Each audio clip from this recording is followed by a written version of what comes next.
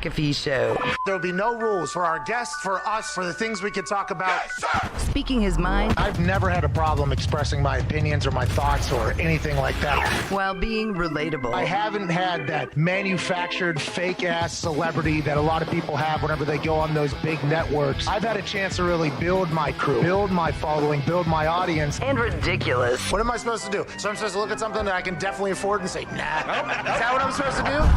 The Pat McAfee Show starts in 3, 2, 1. Good afternoon, beautiful people. It is Overreaction Monday, November 16th, 2020, and the overreacting begins right now. What an NFL Sunday we had yesterday. Woo. It got capped off, obviously, by the Patriots being all the way back in everybody's mind around New England, or the Baltimore Ravens dead, possibly. But the play that stole the day, and probably going to be the play of the year and of the last couple years, the nuke, DeAndre Hopkins, goes up amongst 3 Buffalo Bills and pulls down a Hail Mary W at the last second. Yeah! Wow. Kyler Murray, in a tweet after the game, said his thoughts were, shit.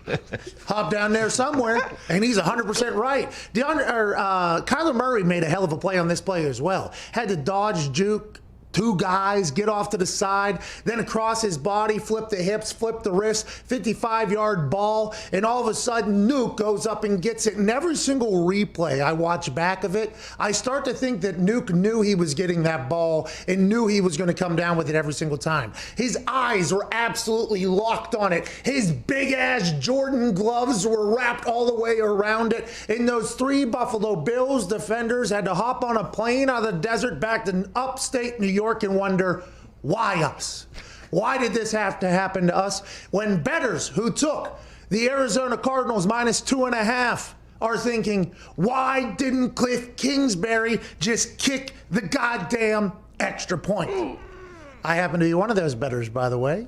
And as soon as the touchdown was scored with 1 second left and they went up 2, I actually tweeted out, kick the goddamn extra point, Cliff Kingsbury, because I knew that every single rule that you are supposed to follow in the NFL says you do not kick that extra point. You do go take a knee, because if you go out and kick the extra point and it gets blocked and they return that thing and they get 2 points, you go to overtime. Literally the only way you could lose that game is if you kick the extra point. So I was hoping that Cliff Kingsbury in his second year as a head coach in the NFL was dumb enough not to know that. I was hoping he would kick the extra point and I'd be able to steal a victory right out from underneath the Bills Mafia, folks. But instead he takes a knee. They cover. They don't cover. They win by 2. Bills cover. Congrats to Josh Allen having a good football game. Congrats to Stephon Diggs making a hell of a play. Rapper Cole Beasley had a hell of a night. But the play that we're going to talk about for probably the next, I don't know, at least 10 weeks, is this Hail Mary bring down to get a dub for the Arizona Cardinals, who might be the hottest team in the NFC West, even though they just lost to Tua last week. They are a great football team, and so is Tua, by the way. Kyler Murray's last 4 games, 1,076 yards passing, 308 yards rushing, 9 passing touchdowns, 5 rushing touchdowns, another 2 rushing TDs yesterday. He is a stud. He is electrifying, and that win was just as such. Now, let's go ahead and bounce around the NFL with more bad beats. The Cleveland Browns, Nick Chubb. They played in a delayed game against the Houston Texans. I guess there was an entire storm popping off in Cleveland moments before the game was supposed to kick off. It looked nasty. Because you got to remember that people in Pittsburgh call Cleveland a mistake by the lake. But that is wrong. That is rude. Take mistake out of there. They are by a lake, and that lake gets a bit breezy. The storms come flying in there, and their fan base, which is such a loyal one, still fills up that stadium. Even in years past when their team wasn't worth a goddamn thing, they would fill that place up. It'd be 15 degrees, 10 degrees, windy as all hell. There'd be all that. And yesterday, full rainstorm, lightning coming down from the clouds, and that place was packed out as much as it possibly could be, and the fans just sat there and took it. Looked like there was 40-mile-an-hour winds blowing there, and there's a video of these Browns fans sitting atop the stadium just eating the entire thing right in the face. The game finally kicks off. It was ugly. The game continues to go. Nick Chubb continues to get hot. Kareem Hunt rushes for 100. Chubb rushes for 100. Scores a touchdown. And at the very end of the game, with like 50 seconds left, the Cleveland Browns are up 3. They pop off for a first down. Then he gets going. Then it's a 30-yard, 40-yard, 50-yard, 60-yard run. And right before Nick Chubb could score a touchdown to make sure that the Cleveland Brown bettors cover in a game that was ugly and low scoring, he steps out at the 1 o'clock or at the 1-yard line because Nick Chubb's a good teammate. Yeah. Boy, Nick. Cleveland bettors were distraught. Cleveland bettors were not happy with Nick Chubb, but if you're a football fan, you have to respect the football IQ here, because just like Cliff Kingsbury choosing not to kick the extra point, because if he goes out there, kicks the extra point, it gets blocked, and they take it the other way, that's the only way you can lose the game. Nick Chubb steps out of bounds, because even if they go up 10 with 50 seconds left in a game that had 0 offense happening inside of it, there is still a chance that the Texans score, get an onside kick, kick a long field goal, go to overtime. There is still a tiny, tiny, tiny chance. Him stepping out of bounds at the 1, no chance of the Texans winning. Let's go ahead and kneel this out. All the Cleveland bettors can go to hell. You haven't been betting on us for that long anyways. You're not that loyal. Lose your money. See you later. On to the next one. My golf ball just went flying. Did I hit that? Right. That's a hole in one. Yeah. I don't think I hit it. Did I? Wind? Might have been the wind from Cleveland. Hey, by the way, that golf ball put on a show on Saturday on College Game Day. But we got a lot to chat about. We got Darius Butler joining us. We have Adam Schefter joining us in the second hour. We have A.Q. Shipley, the undefeated Tampa Bay Q Gronkaneer center that started yesterday, which the commentators refused to give him any credit for any. We'll talk about these commentators at some point today. Geez. I'm done with it. I'm done with it. I've always been super nice guy, right? To these commentators. I literally always have been. Because I understand how hard it is.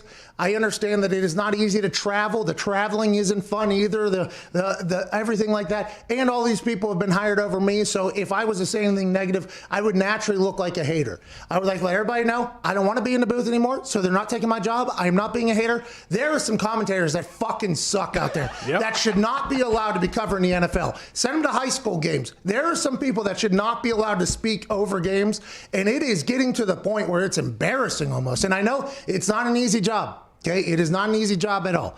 There's a lot of things you have to remember. There's the ability to express your opinions in a fashion. You get it. There are some hard things to it. But there's some people who are commentating games that should not be allowed to commentate games. And I think Aqib Talib got his first start yesterday. I don't think we should judge him. That was his first game. That'd be very rude to do so. So please do not put him in there. I have some friends that are in there. But everybody here that knows that watching a couple of games yesterday, you listen to some of these fucking idiots talk, and you just get dumber while listening to the game, and it makes no sense to me how they have jobs. I think there's enough money and there's enough humans out there that we could get good people in there, but everybody thinks they're super geniuses, and most of them have zero self-awareness, which is my biggest problem. Yep. And we want to hear from you. If you want to go off about the commentators, you want to go off about your teams, you want to do whatever you got to do, 1-888-MAD-DOG-6. We can't make a chat with you. At Tone Diggs, the Steelers just steamrolled the Bengals yesterday, and J.J. Watt said, we want to let young quarterbacks in the AFC North know that this is what they can expect every single time they play the Steelers. They got after Joey Burrow, and there wasn't a single moment of doubt yesterday in that game. Yeah, not just the young quarterbacks. This is the Steelers Shut the Fuck Up tour, and it's awesome. Like the people at the beginning of the season, Steelers go 6-10. Big Ben's old. You guys can shut the fuck up. The Browns fans that said this is their year blew them out. They could shut the fuck up. The Bengals fans that this week said this is Joe Burrow's division now. You could shut the fuck up too. So it's been a really, really cool time this year for the Steelers to just shut everyone the fuck up. They almost lost to Gary Gilbert last week. That'll happen. Win's a win. Gary. Yeah, but they bounced right back. That was a wake-up game. By the way, that was a wake-up game for them, which we kind of predicted thought would be problematic. Good for the Steelers getting a win in the AFC North. They seem to be obviously the new kings are back to their spot of being the kings of the AFC North. Ravens lose to the Pats last night. Nobody expected that, especially coming a couple of days after Lamar Jackson said something about the other team knows what we're doing. I thought that would potentially, kind of get the boys going over there. They could be in trouble. Who knows what's going on in the locker room with the culture, with everything like that. Because remember, just a couple of weeks ago, Marquise Brown put out a tweet, what's the point of having soldiers if you don't use the soldiers? Parentheses, ever. Yep. So then they went back in there. So who knows what's going on in Baltimore? In the AFC North, though, Cleveland Browns just announced a positive COVID test for a player. So did that come, obviously, day of test? So who was said player around during the game? Who were they hanging out with? Oh, my God, who'd they eat? Well, he couldn't eat with anybody because you're not allowed to, but who's in the locker room by them? Was it a running back? Because if it was Kareem Hunt or Nick Chubb, they weren't around anybody all day. 100-yard rushers. They were skirting by everybody. T's and P's to whoever got it on the Browns team. It was a player, I guess, who tested positive. We hope you survive. But let's get back to the AFC North. The Ravens last night losing a game that nobody could have predicted except for at Boston. Connor, you guys are 2-0 since you reset the schedule. Bingo. Reset the season right here on this show. Feel amazing. I mean, Cam Newton's not making mistakes. That's all that matters. We can run the football. And when it does rain and the weather's like that, it's perfect for us. So thank you to Cleveland and those lakes for sending that storm our way last night. Interesting you said that about the rain, because there are conspiracies kicking back up on the internet. Zap Viva Lazito told us, which he has a good poll today, by the way, that involves Jesus Christ. Bill Polian, I don't know if it was Bill Polian or somebody said that Bill Polian said, so I don't know if it was a quote of somebody quoting Bill Polian, but the thought that Kraft and Belichick and Ernie and them could control the weather up there has always been something that people have talked about. It's like, and up there, they can control the weather. It always seems like it happens whenever it's, it benefits them or suits them. I don't know how that would help them last night going against the Ravens team, but I do like that the internet is back on the evil empire being the evil empire again. Well, it's not even that they control the weather. I mean, Bill Belichick knows what's going to happen in the game before the game even happens. He told Cam Newton exactly how it was going to go, and turns out that's what happened. We win by 6. It's wonderful. And that extra point, missing it, could have been terrible. I was very worried that was going to come down to the elusive extra point miss. It's worse than a weather machine. It's a time machine. Well, yeah, it could be, by the way. Oh, no. If you're the most successful dynasty in the history of the biggest league on earth, you would think that maybe those particular people would have a time machine. Yeah. Or maybe it's just they are so much smarter than everybody else when it comes to football. We get a chance to listen to Michael Lombardi, who was up there for a few years, every Monday, Thursday, Friday on the Hammer Don podcast. And when he starts talking about seeing how games play out and shit like that, it is so incredible to listen. It's insightful. And he's coming from New England. And Cam Newton, to your point, immediately after the game said something along the lines of like, I'm beginning to think that he either has a Staples easy button button or a Buffalo Wild Wings button or just a straight direct line to the football gods, because he's like a football whisperer when it comes to anticipating what the game's going to be like. That was a tweet from Jeff P. Howe on a quote from Cam Newton talking about Bill Belichick. And if you listen to Michael Lombardi speak, who was up there and was a coaching assistant up there and everything like that, or a counselor, advisor, whatever the hell he was. I don't know what his role was up there, by the way. I just know that he was up there, and I know that when you hear him start talking about, you know, this team, they can't really stop this, and then you do this, and then on the other side, you go ahead and do this, and then this is probably going to affect this. You start seeing the puzzle get pieced together on how the game's probably going to go. And I would assume Belichick and Ernie do that, every single game. Oh, yeah. All right, we have to work on this because I think this is going to happen and this is going to happen. You go back to the do your job part 1, I believe, on the 2-point conversion, or part 2 maybe, the 2-point conversion play. Hey, we're going to need a 2-point conversion play in this game. Let's work on a couple new ones. And then it literally comes down to a 2-point conversion. How about the pick on Russell Wilson?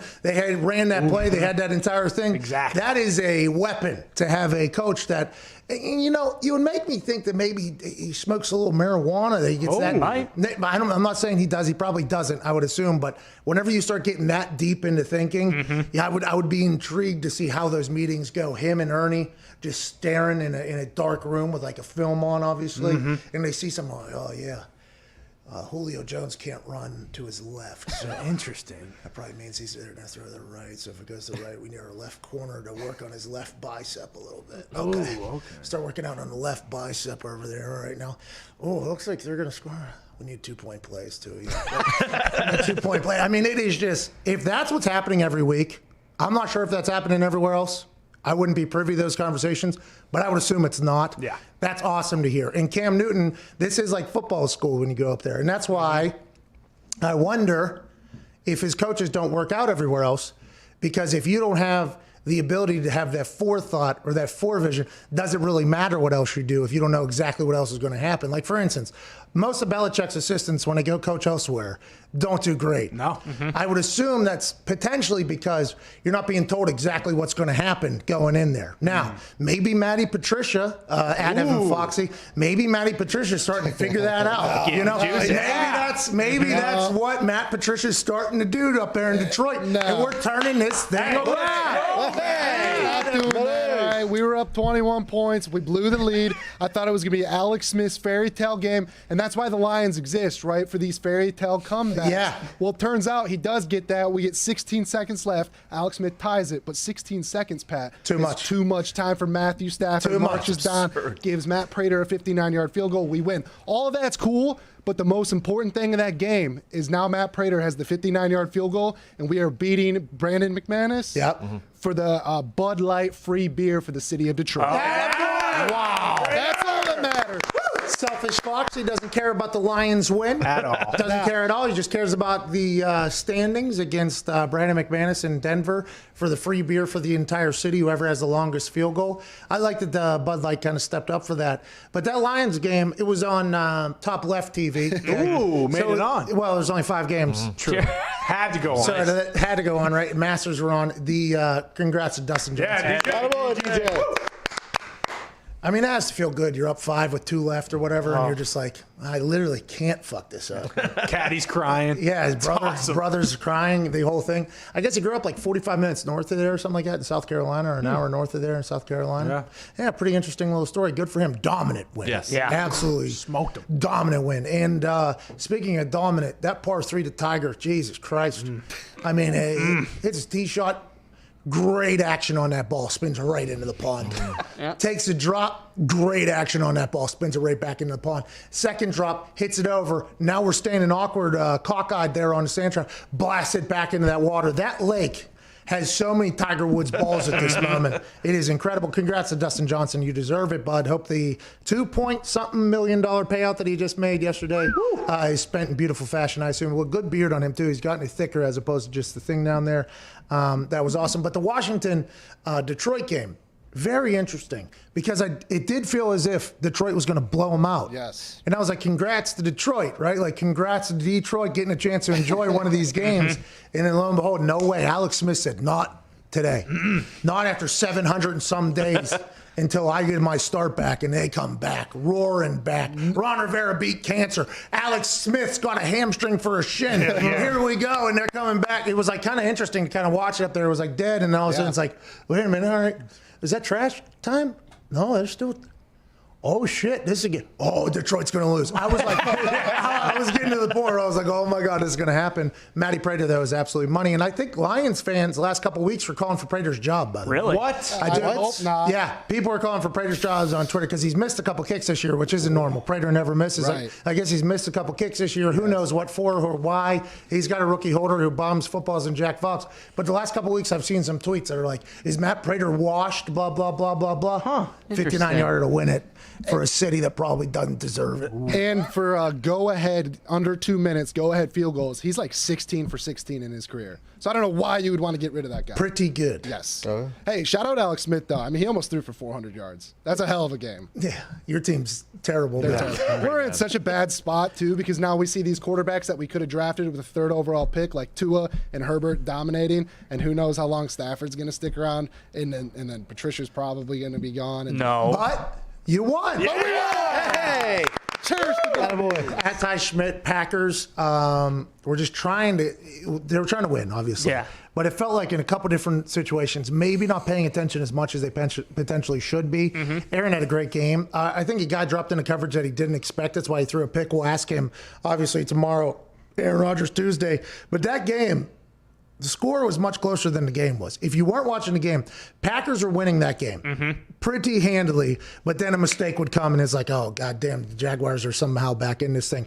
They obviously don't cover, kill the super boost. How do you feel about the Packers? And is this just a game? It's the Jaguars. They got to win. Let's move on. Who cares? I mean, they were flat. You could tell from, the first series they were out there. This is the first time this season that they haven't scored on their opening drive.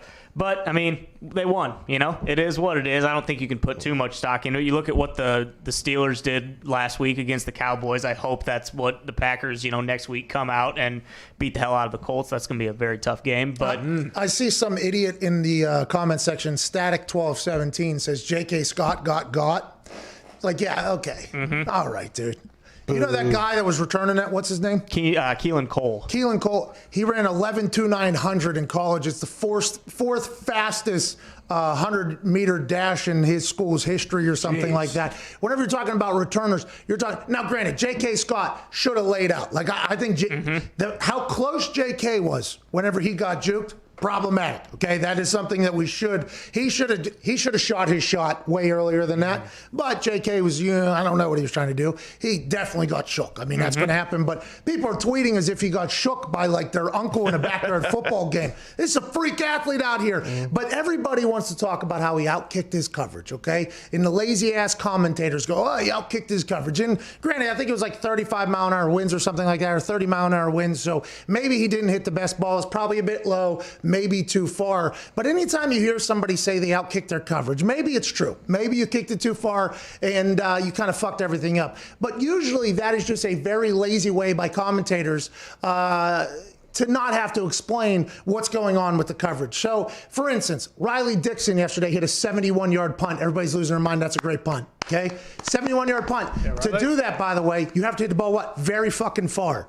Okay? How do you do that? Well, you have to drop the ball a little bit lower. You have to go ahead and turn that thing over. But what if a guy catches that and takes it all the way back because he outkicked his coverage? Like, there's so much contradiction and hypocrisy in the outkicking of the coverage thing that is just so stupid. If you really wanted a punter to just kick where his coverage would be perfectly, you're looking at like a 41-yard ball every single time. And if somebody had that, they'd be like probably 16th or 17th in the league. You'd be calling for their job. We love the punters that boom balls and flip field. Like, that's the purpose of doing it. But every once in a while, you're going to kick it a bit farther than you expected. And if your coverage team is worth a single shit and makes a play, nobody even talks about it. It's a round of applause. 55-yard change of field position. That's a big play. Hey, that's a big play.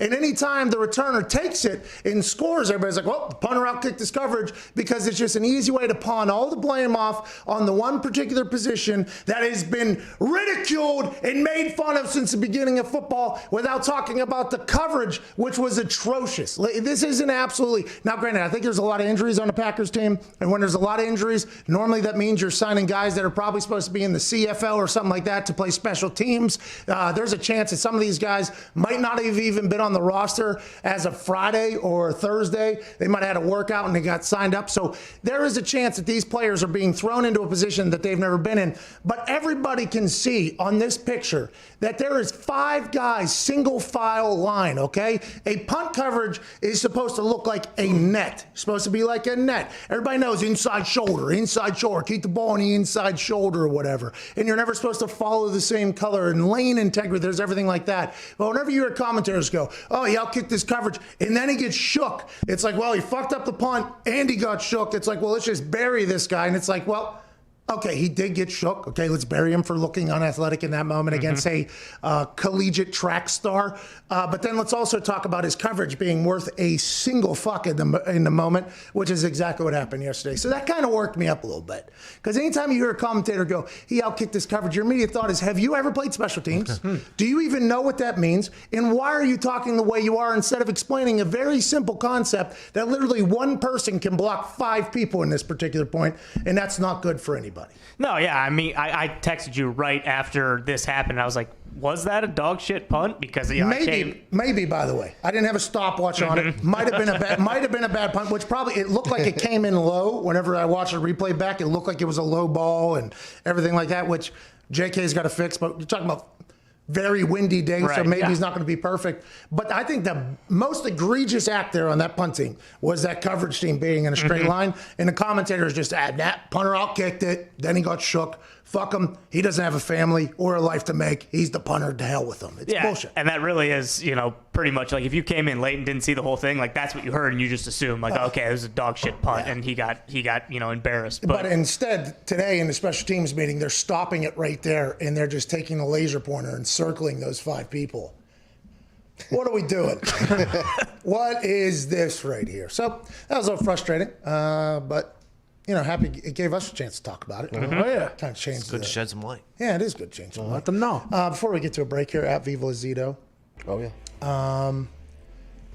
The poll today is maybe one of my favorites that you've It's a massive poll. Let me hear it. Who's the greatest Hail Mary quarterback of all time? We have Kyler Murray. He's at 6.4%. Jesus Christ, the greatest comeback of all time, 22.1%. And Aaron Rodgers, 71.5%. So...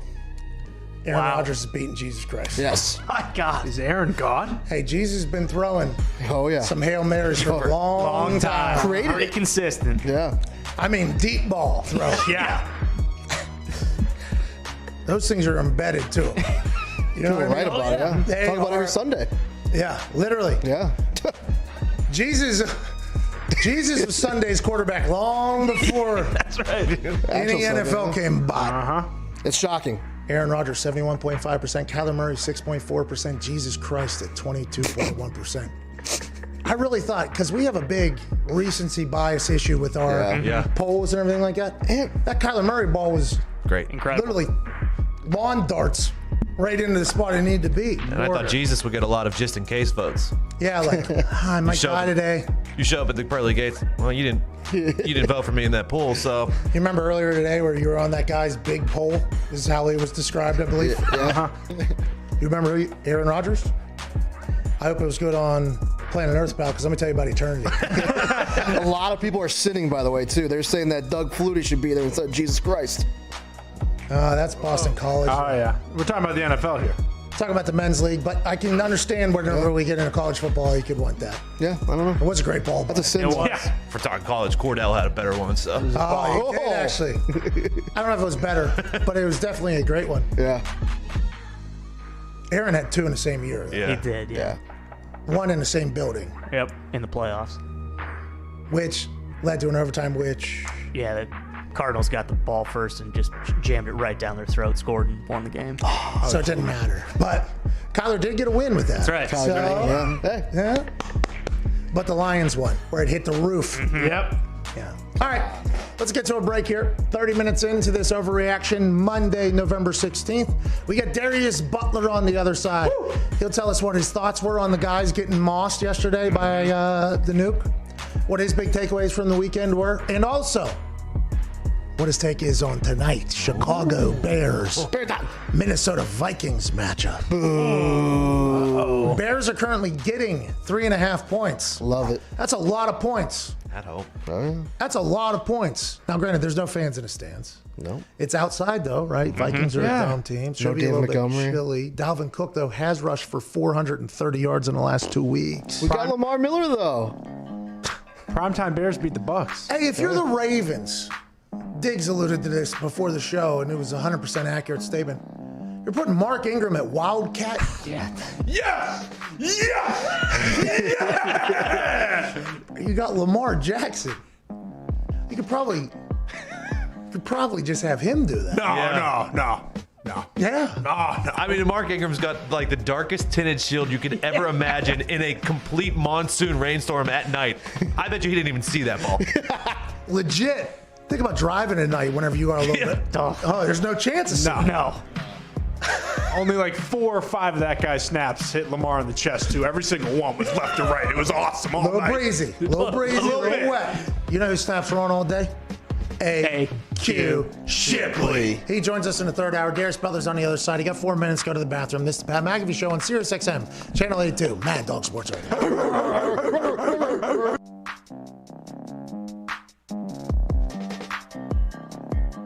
I like the Tampa Bay Buccaneers -5.5. Bounce back game. How you doing? Keep moving. Also, potentially AQ Shipley playing. So that's a whole new offensive line in there with that little round mound man who knows leverage better than anybody else.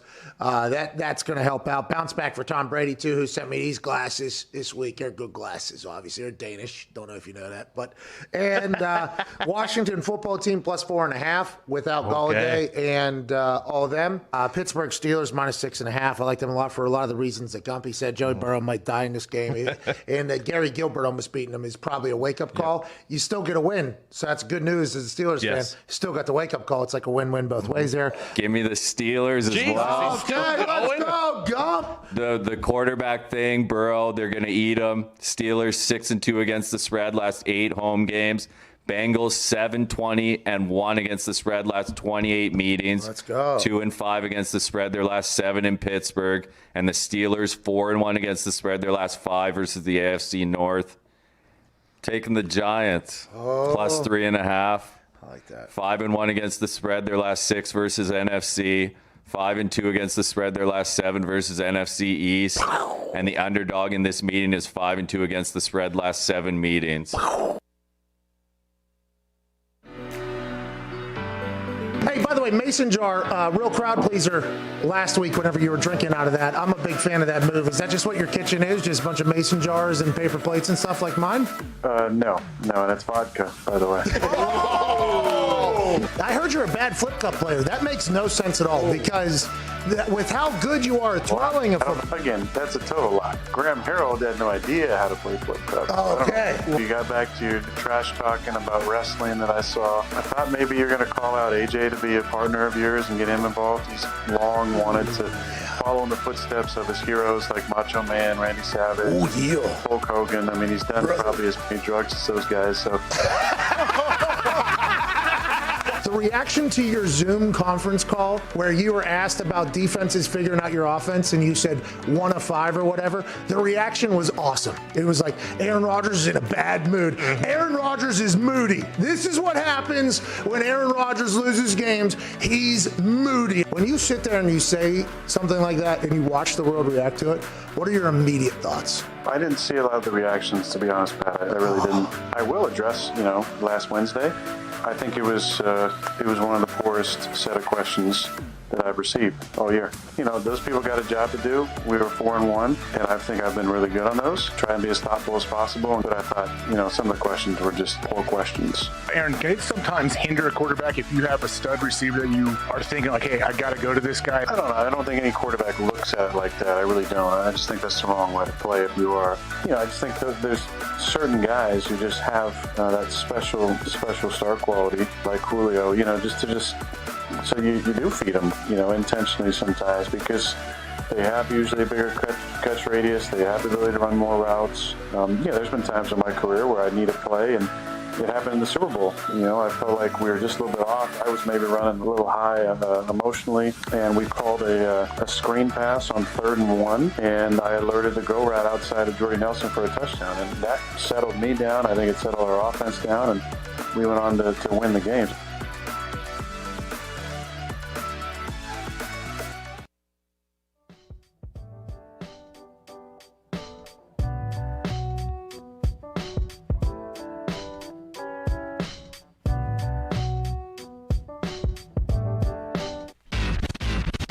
Talk about Pat McAfee. Do not talk about Pat McAfee. One fight at a time, fellas. The Pat McAfee Show.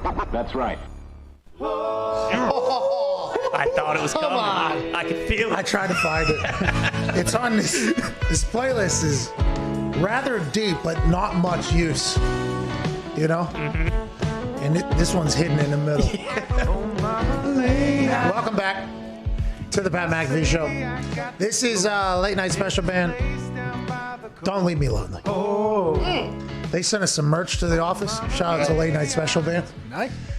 Joining us now is a man who was in the NFL for 9 years, host of the Man to Man podcast, which recently had CJ2K on as a guest. Ladies and gentlemen, Darius Butler. What's going on? What's going on, man? How are you? If you're one of those corners or safeties that got mossed on by DeAndre Hopkins yesterday, do you just charge that one to the game and walk it off and say, hey, we'll get him next week? Or what's the immediate thought you think while that's happening? I mean, you're feeling pretty shitty. I'm not going to lie, man. I'm not going to lie. It's 3-on-1, and you've seen us in practice. That's one of those plays that, unfortunately, you never get a live rep in practice. You just kind of walk through it on a Saturday. All right, you're supposed to be here. You're supposed to be here.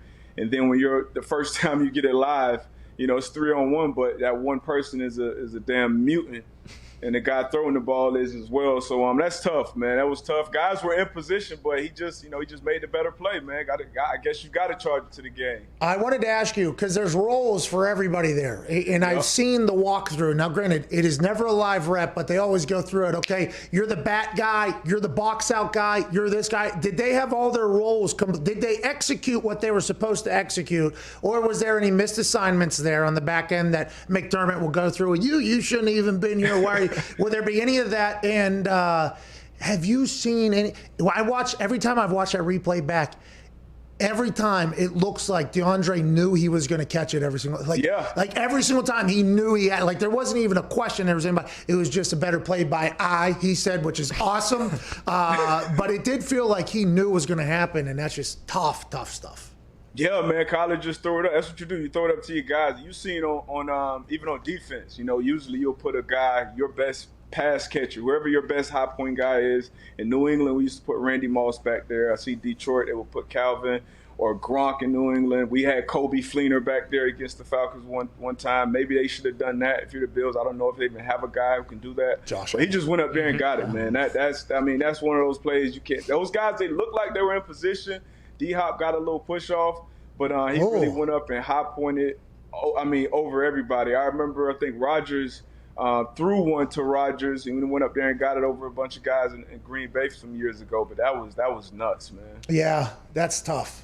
That is just tough. That's tough. That's a tough way to lose a ball game, man. Especially after what happens with Josh Allen, Stephon Diggs. Hell of a play down there. Stephon Diggs, helmet off, people screaming, that's what you came here for. There was an entire celebration. 20-some seconds left. You got to be on top of the world there. Look what we just did. Oh, my God. Josh Allen's back in the MVP conversation. Here we go. And then all of a sudden, the alien.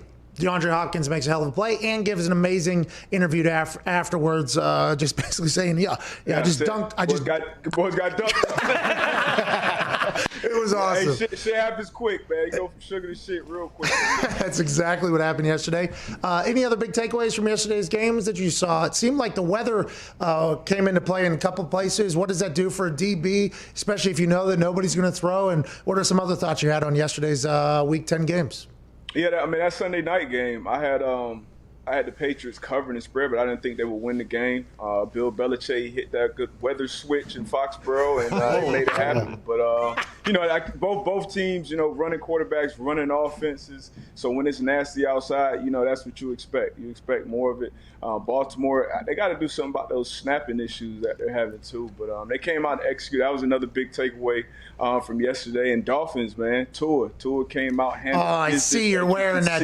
As you can see. Yeah. There's not a bandwagon with Pat. It's not. I'm a Dolphin fan since '86. Yeah. Don't hop off. Stay on, pal. I'm not. I'm on, man. We've been looking for a quarterback since Marino, man. So we're hyped right now. What, you just go read all the talking points of Dolphins fans before you got on here? Is that what you did right there? Come on, man. You know where I'm from, man. We've been waiting, man. We had Jay Fiedler, Chad Pennington. Who else we done had down? I mean, we had all kind of guys there. Passed on Drew Brees. We kind of been cursed since then. So we finally got to it, man. Threw him in there. He's 3-0 right now. He's very good. He has 5 passing touchdowns and 0 interceptions in his first 3 starts. And let's go into a deep dive stat. That is tied for the 3rd most passing TDs in a QB's first 3 starts without throwing an interception since 1950. Wow. Shout out to the stat nerds that found that one. That is a deep pull. That is a deep pull there. Tua looks very good, by the way. Decision making, toughness. He looks quicker than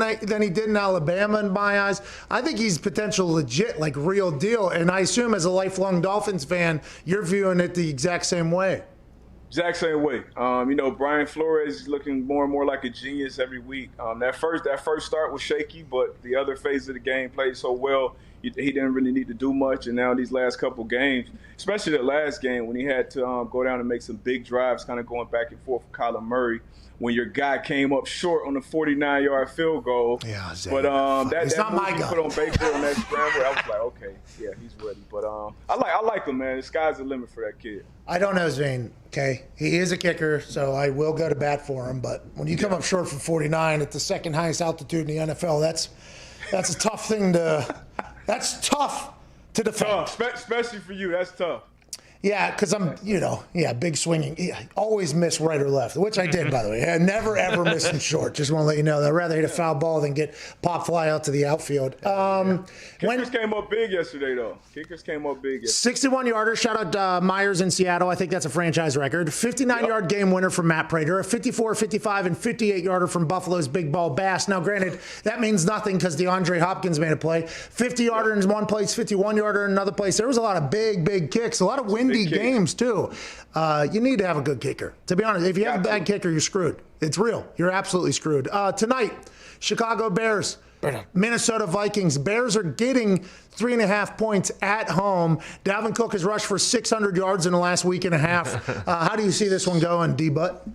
Man, I see first. I'm going to take the Bears to definitely cover that. Definitely cover. But the Vikings, man, that Dalvin Cook, it starts and ends with him, man. You got to stop. That's going to be priority number 1 for that Bears defense. I think they have the personnel to slow them down, not necessarily stop them. Got the big guys up front to slow them down in the run game, and then you got some linebackers who can cover him out of the backfield. Because he affects, both phases of the game. So I think the Bears do that. It's just going to be on their offense, like it is every week. Can they score? I mean, just give them 21, 24 points, and I think if they do, the Bears should be in good shape. Let's talk about Dalvin Cook. Whenever you're playing against a team that is obviously going to run the ball, right? And it feels like they're going to do that.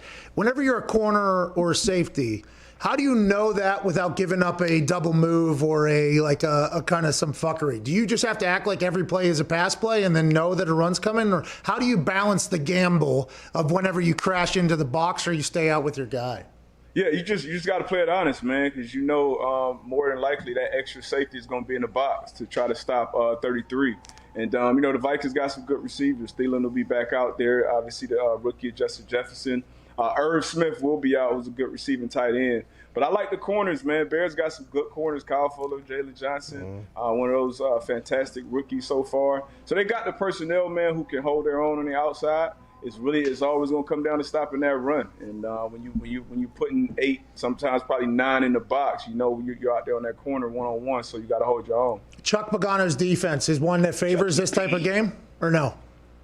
Yeah, when Chuck is calling the defense, this is what he does. I would much rather have to, put guys in the box and stop a running offense, run first offense, then a pass first offense. So you got 2 or 3 weapons who can kill you, and a quarterback that can get it to all of them consistently. So if I'm the D coordinator, I want to put the game in Kirk Cousins' hands to win it. If I'm the D coordinator for the Bears, and obviously the same thing on the other side of the ball with Nick Foles at quarterback. So you put the game in Kirk Cousins' hands to win it. If he beats you, it beats you, but we damn sure can't let 33 beat us. Okay, so let's talk about whenever you just crowd the box and then you leave the corners out on an island. If the corners get beat, I assume that corners are going to get buried publicly.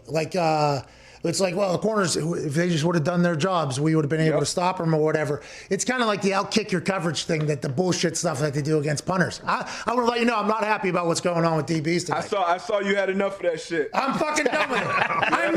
I am done. 4 guys running stack. Come on, man. Can't do it. Hey, come on. Won't do it. Lane integrity. Just a little bit. D-But I was so mad because we're at the point now where I think we know more about football, okay, than we ever have in the past. And these commentators somehow are getting dumber. It just doesn't. It doesn't make any sense. It doesn't make any sense to me, D-But I just absolutely hate it. I agree. I agree. I won't call them dumb, but it's just you hear the same things just regurgitated over and over again. Like you said, it's too much education out there, man, to learn the game, man. Come on, follow Pat, follow everything, DB. Yeah. You had Keith Talib in the booth, which I thought was fantastic. He wasn't by the book, but I loved it. Listening to him, giving you different situations.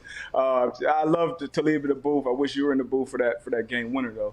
But yeah, you got to educate yourself when you get in that booth, man. Outkick your coverage. That's incredibly lazy, as you said. It is. It's just a very lazy thing to do. And that's why, by the way, anytime you put out a breakdown of a coverage or anything, I like to watch it because I like to be a smarter person. I appreciate you for that. I appreciate the Man to Man podcast. And we appreciate your time here. You're taking the Bears plus 3.5 tonight, huh?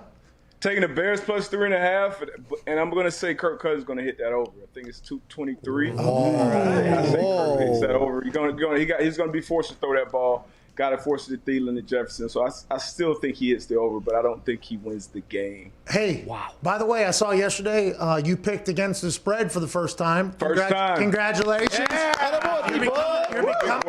You're becoming a degenerate now. It's welcome to the world. Yeah.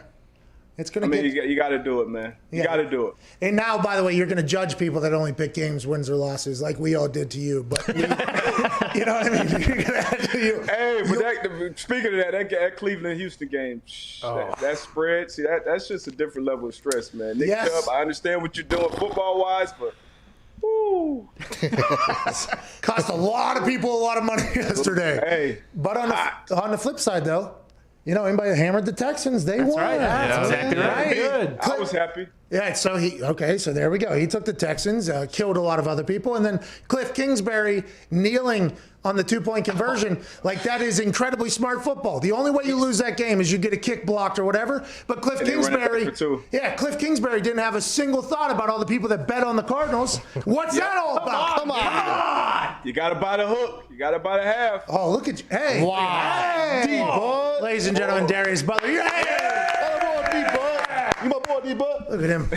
You see that? You hear that? Yeah. Oh, yeah. He's good. He's become a super gambler. Mm-hmm. He just picked games or whatever, and it was like, I would look at it for reference, like, oh, he thinks this is okay. All right, he thinks that team's going to win. Now we got to figure out the spread. And then he listened to Michael Lombardi talk, and it's like, oh, look what he's saying. This team's good too here. Okay. It was really helping me out. But now that he's getting into the spread thing, it's like, all right, now you're starting to learn here. Mm-hmm. Let's go. Because if he gets hot, by the way, which there is a chance, he knows a lot about the football. Yeah, we're all going to make a lot of money off of D-Bud. I've been taking the D-Bud parlay since week 3. Really? Oh, yeah. How's it been going? We haven't hit yet. We will, though. Oh, yeah. We will, though. 16-leg parlays are pretty tough. Bro, my Super Boost teaser just... It's been cold here, okay? And it makes no sense. Last week, it was the Steelers and the Cowboys ruining it. Mm-hmm. This week, it was Packers, Jaguars ruining it. Mm-hmm. I want to let you know, I'm not happy about it either. I got a lot of tweets from people that are like, FanDuel's telling you what to pick, so you have losers. It's like, okay, how's FanDuel know? Okay, I would like to know how FanDuel does, and maybe they do. I think you don't know enough about me if you think I'm just going to take somebody else's words and put them in my mouth for my name. That's just not how it goes around here. Hey, we're taking the Super Boost too. I mean, like, what the hell? We're all losing money. Max betting a lot of stuff. Yeah. maybe I got too confident. I think maybe it was some. I think you're just missing something on your hand. Yeah, it's the pinky ring. It's back though, by the way. What? Yeah. What's that, Gumpy? They're good picks. Thank you. Yeah. That means a lot. Hey, you too, Gump. By the way. It's easy to judge a game after it's over. Yeah, I can tell you every single fucking winner after the game. Gumpy went 7-1 on college football this weekend. Wow. And on the flip side, I went 0-2 on my picks on college game day. Yeah, we're in what we like to call a chilly streak. Right? I got buried on Sunday, my friend. It happens. Who did? College football is a crapshoot. I can't wait to get that ring back on your finger. The juju is just way off. Yeah. Yeah, I think that's what you need. You want to know? Nah, gotta wait for Hammer down 3:30. We don't have to. There's no rules. There is no rules. Come on. And I Respect did the have the show. best record of the weekend by far. Hammer down 3:30. Nope, don't throw it over here. It just slides right on. Magically comes I want out. it back on your finger really bad. Let's go to Mike in New York. What's going on, Mike? It's a great pinky. Hey, how's it going, Pat? What's going on? What's going on, Pat and the boys? Hanging out. How are you, Mike? What do you want to talk about, bub? Oh, man, it's Overreaction Monday, and if you sucked on Sunday, it's not going to be a fun day, Pat. You hear me? Like bars? Let's go, Mike. Let's keep it going. All right, but let's talk about something that doesn't suck, and it's my New York Giants. I know you're a fan, Pat. Danny Dimes out there throwing it around. Go ahead. Yeah, not just throwing it around, running it around. I mean, that is a couple weeks ago, there was a Danny Dimes bet for the over on rushing yards that I thought was a very good one. And I forget who laughed at me. I think it was A.J. Hawk laughed at me whenever I talked about how athletic Daniel Dimes is. And yet again, yesterday, 34-yard touchdown run. He keeps it moving. He extends plays. I think his biggest problem is that he extends plays and then throws it into chaos, basically, and turns the ball over. But Daniel Dimes and the New York Giants, if they can limit the turnovers, we all know that NFC East is just one massive question mark. Yep. What if Joe Judge and the boys go on a run there? 16 teams going into the playoffs if there's any other COVID delays or anything like that. Who says that the Giants can't be the representative of the NFC East? Beat the Eagles yesterday pretty handily. The Eagles look very, very bad at football. Cowboys, I mean, they didn't lose yesterday, so good for the Cowboys. Big win. Way to go, Cowboys.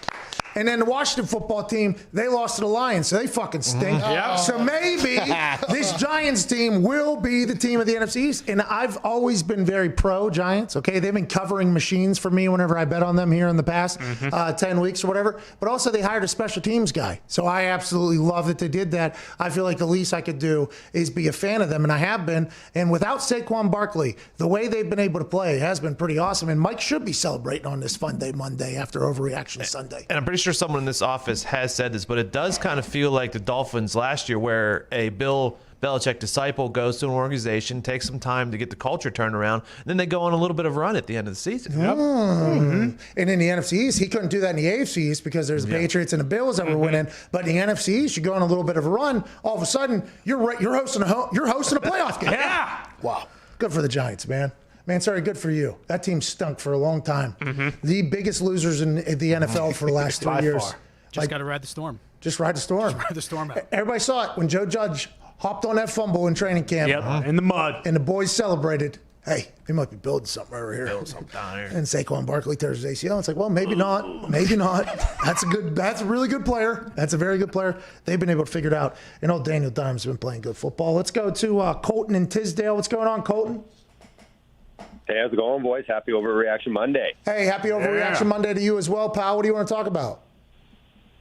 Well, with the salary cap set to plummet like the Jets, if you're drafting a first-round draft pick and you're over your salary cap, what do you do?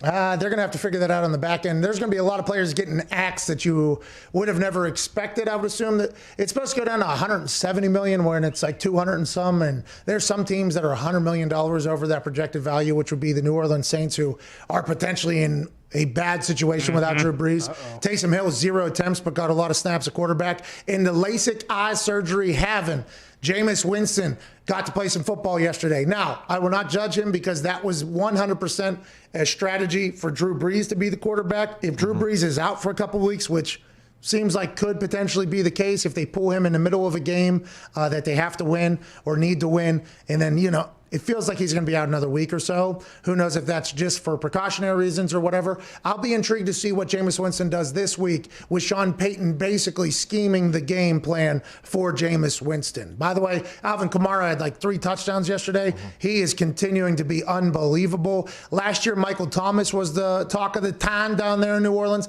The year before that was Alvin Kamara. Alvin Kamara got paid right before this season started. Now he's taken over. The guy is unbelievable. He leads the NFL in scrimmage yards and is on pace for 2,000 plus this season. By the way, that was back in the day. Chris Johnson was trying to get that. Nobody knew if it was going to be possible because the amount of durability that you would have to get 2,000 yards is a lot of hits and everything like that. Kamara's balance is something that I think people will study for a long time.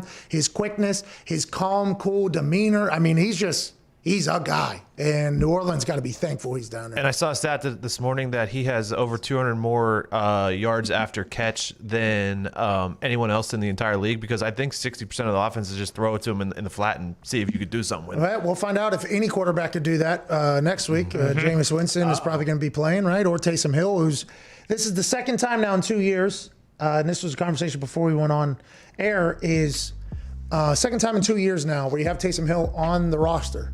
And you say this guy's the next Steve Young, and quarterback goes down and you put somebody else in a quarterback. So very interesting. Taysom got a lot of plays at quarterback. I'm not saying that, but Jameis came in and did all the throwing. Taysom did all the options and reading with 2 fumbles, 1 fumble loss.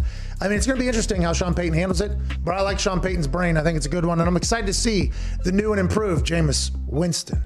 The holidays are here. Have you made your wish list yet? Not yet. Our sponsor today has the #1 wished-for gift of the year, Manscaped. The best in men's below-the-belt and above-the-belt grooming. Manscaped is here to ensure you're taking care of your manhood and your nose hairs with their new Performance Package.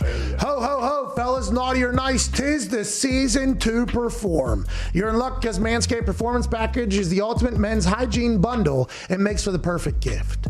Imagine opening an attractive box that says your balls will thank you with the most sought-after gadgets and scents a person could find. They have a 9,000 RPM motor on their Weed Whacker ear and nose hair trimmer and their Lawnmower 3.0. Take care of your entire body and manscaping problems this Christmas or holiday season. And right now, get 20% off with free shipping with the code PAT at manscaped.com. That's 20% off, 1/5, and free shipping with the code PAT at manscaped.com. Go whack your weeds and make Santa proud, dude. Hour 1 of Overreaction Monday wrapping up. You got 6 minutes. Go take a shit.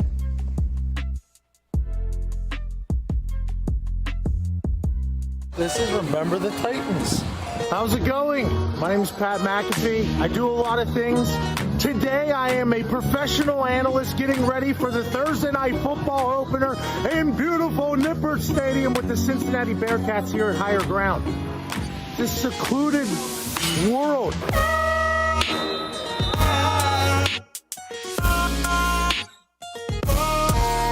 Good squad, good place. Excited for this morning practice. I'm obviously unbiased, but I'm pulling hard for Cincinnati to do well on Thursday night. I like to say, all in clipboard quarterback.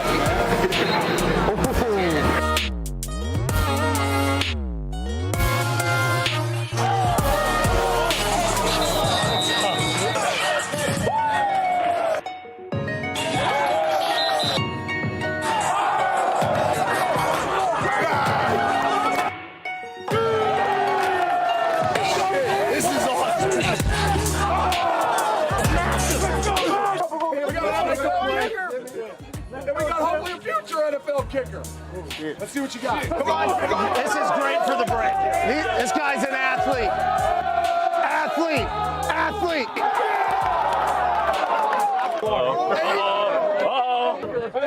Let's go.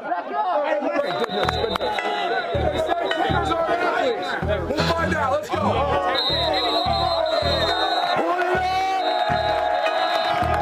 Heads up.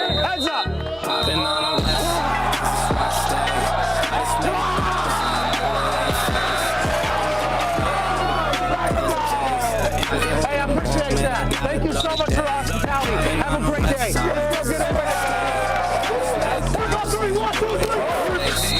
Going in, I'ma close the case. I can't wait no more, man. I gotta blow today. I'ma blow today. I ain't hearing what they say. Need a blue face, I've been caring about a race. I've been trying to eat, I need more than just a taste. Now they trying to talk, oh no, they should know their place. Man, I'm ballin'. This ain't cap, baby, now I feel like calling. From the crowd, but I got the music poppin'. All the time, man, it started to get obnoxious. Now I gotta drop down, feeling nauseous. Gotta drop top down, then I hop out. I've been feeling hot now. It's been a good point. Thank you. Okay, I'm just asking. Yeah, you got it. Appreciate Yeah, you. thank you. This has been so cool to see. Whenever we were driving out here into the sticks, my boys and I from Indianapolis, we were told by Coach Fickle it was a 40-minute drive from where we live. Absolute lie, hour and a half out here. But as we were getting out here, we didn't know what we were going to show up to. And this is such a cool scene here. I remember whenever I was in college, we won a lot of games, beat Cincinnati a couple times. It was a great day. But I remember my boys, right? Like I still am in touch with them every single day, every single week. We had this moment where we went from boys to become men. And you guys were a really young team last year, but got to experience a lot of wins. Like now the expectation level are high. And I can't wait to talk you all up on Thursday night against UCLA. UCLA refused to respond to my tweet. So I am a Bearcat fan on that opening night, and I cannot wait to watch you guys dominate. And I think this is such a cool thing. Coach, I can't thank you enough for your hospitality. I got a bunch of swag from you guys, too. This has been a cool day. Enjoy this, though. This doesn't happen a lot. Even when you get into the NFL, it's not like college. It's not like your boys. It's not like this.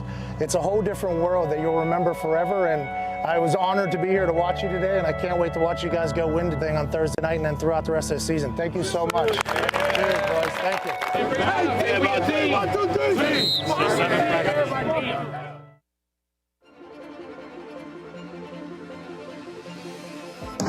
Patriots, minus 11. Hammer that thing as hard as you possibly can. I am a guy that moves lines with this bad boy. You know, me and this guy here, this hammer, we've been making money together for a long time. Super, maybe. You whip out your hammer and you swing it not only like a windmill dunk, like a son of a bitch, but you swing that thing to try to break the button on the FanDuel thing, and you hammer the Tampa Bay Buccaneers. It finally made its debut on ESPN, and I'm proud of this fucking office store hammer. Hell yeah. I like them all over Baylor. Good hammer OT State #1. Hammer the Red Wolves, plus 5.5, minus 14.5, and hammer minus 34.5 for. Oh!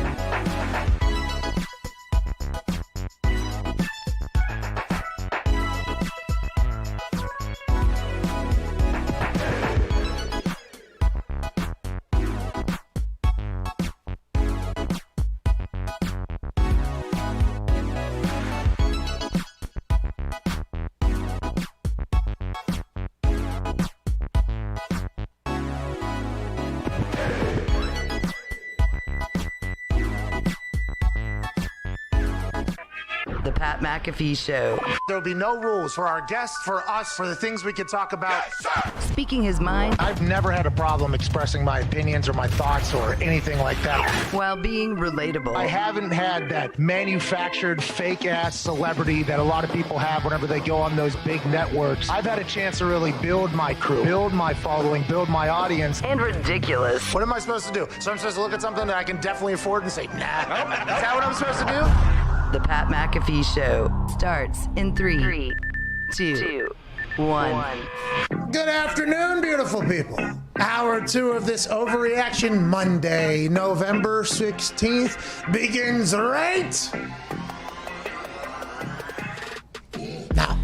Great beat drop by Twine. Incredible. First hour, we talked to Darius Butler, 9-year NFL vet, about everything he saw yesterday. And as a former corner and safety, his immediate thoughts on DeAndre Hopkins going over 3 Buffalo Bills. Charge it to the game. There's nothing you can do. That dude's an alien.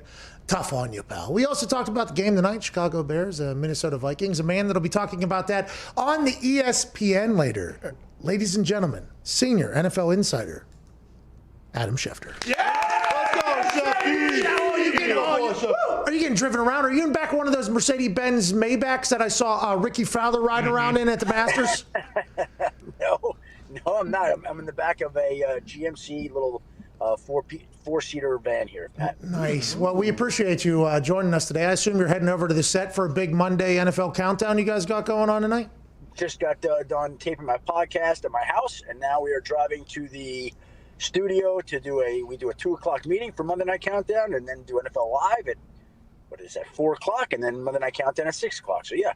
Shefty, you're always on, pal, and we appreciate it. Thank you for taking time out of joining us today. The Adam Schefter podcast is one of the favorites in the office, so we appreciate you putting time in to do that. Let's talk about your 2 o'clock meeting you're about to go into. I assume there's going to be a lot of things that you're going to be rolling out, pitching of storylines potentially with injuries that came out of yesterday. What's the biggest takeaway? Allegedly, Teddy Bridgewater is much more healthy than we initially thought he was going to be. What's going on with Drew Brees, all that stuff? Chef, do you have any updates on anything? Well, a couple things on Drew Brees, right? First of all, when he doesn't finish the game, how much does it take to knock Drew Brees out of the game? That tells you that he's hurt, right? And when you saw his body slam to the ground, I thought to myself, ooh, that looked nasty. Now, I've never felt that.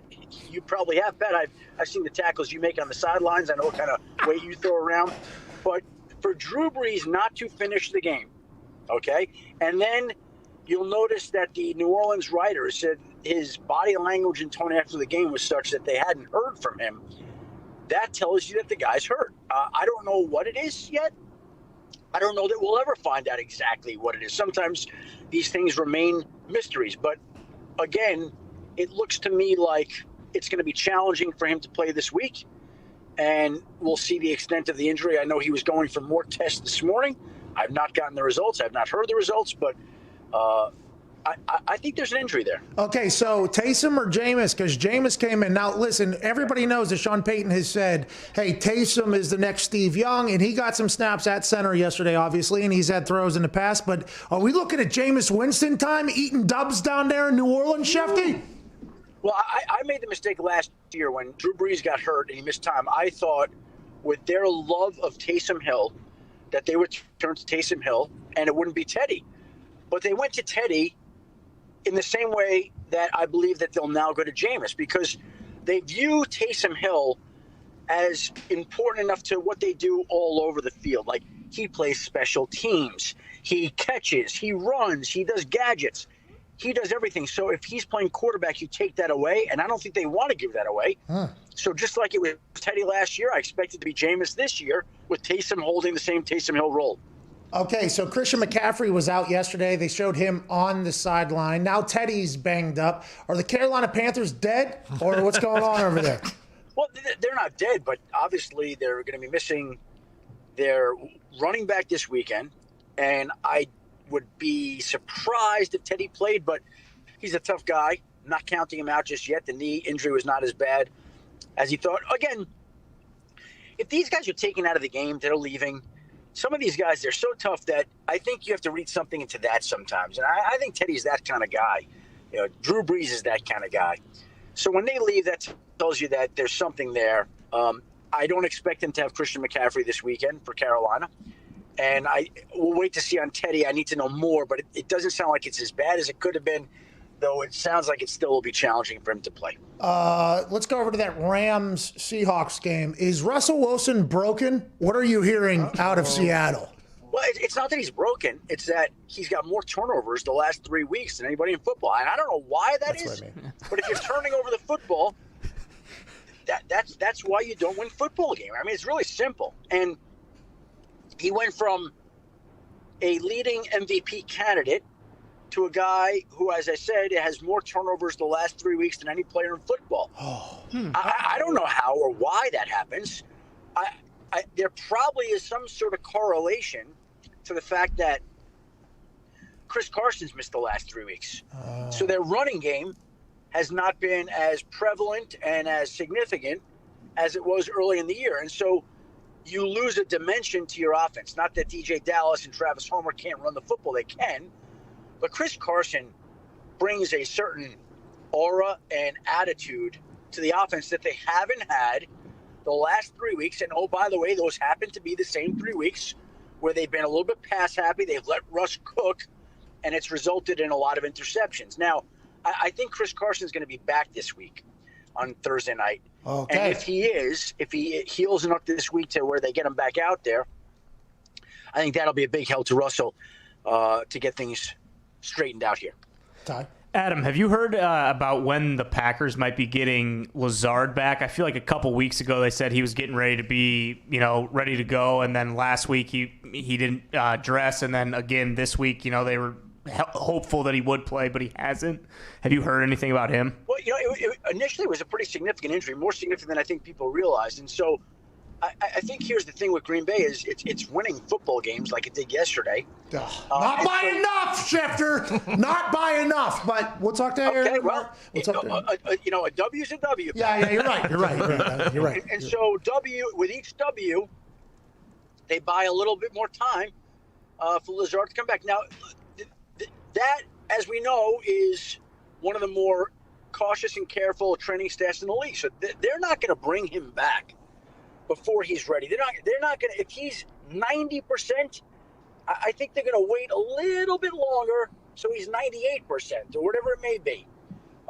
And so they recognize that it's for the long haul, that they're going to win that division, and they need Lazard fully healthy for later in the year. That's a smart play. By the way, just like Chubb running out of bounds and just like kneeling in the extra point and for Cliff Kingsbury, but there's been terrible football IQ moves made all year. Don't know why those two have to be the smartest people ever when there's potentially a lot of money gambled and wagered on their side. Tone Diggs, your question, please. Shefty, how long of a leash does winning the Super Bowl in Philadelphia give Doug Peterson? Because anytime I see anything about him on the internet, the Philadelphia fans hate that guy right now. I don't know. Carson. And Carson. I don't know. How does the front office feel?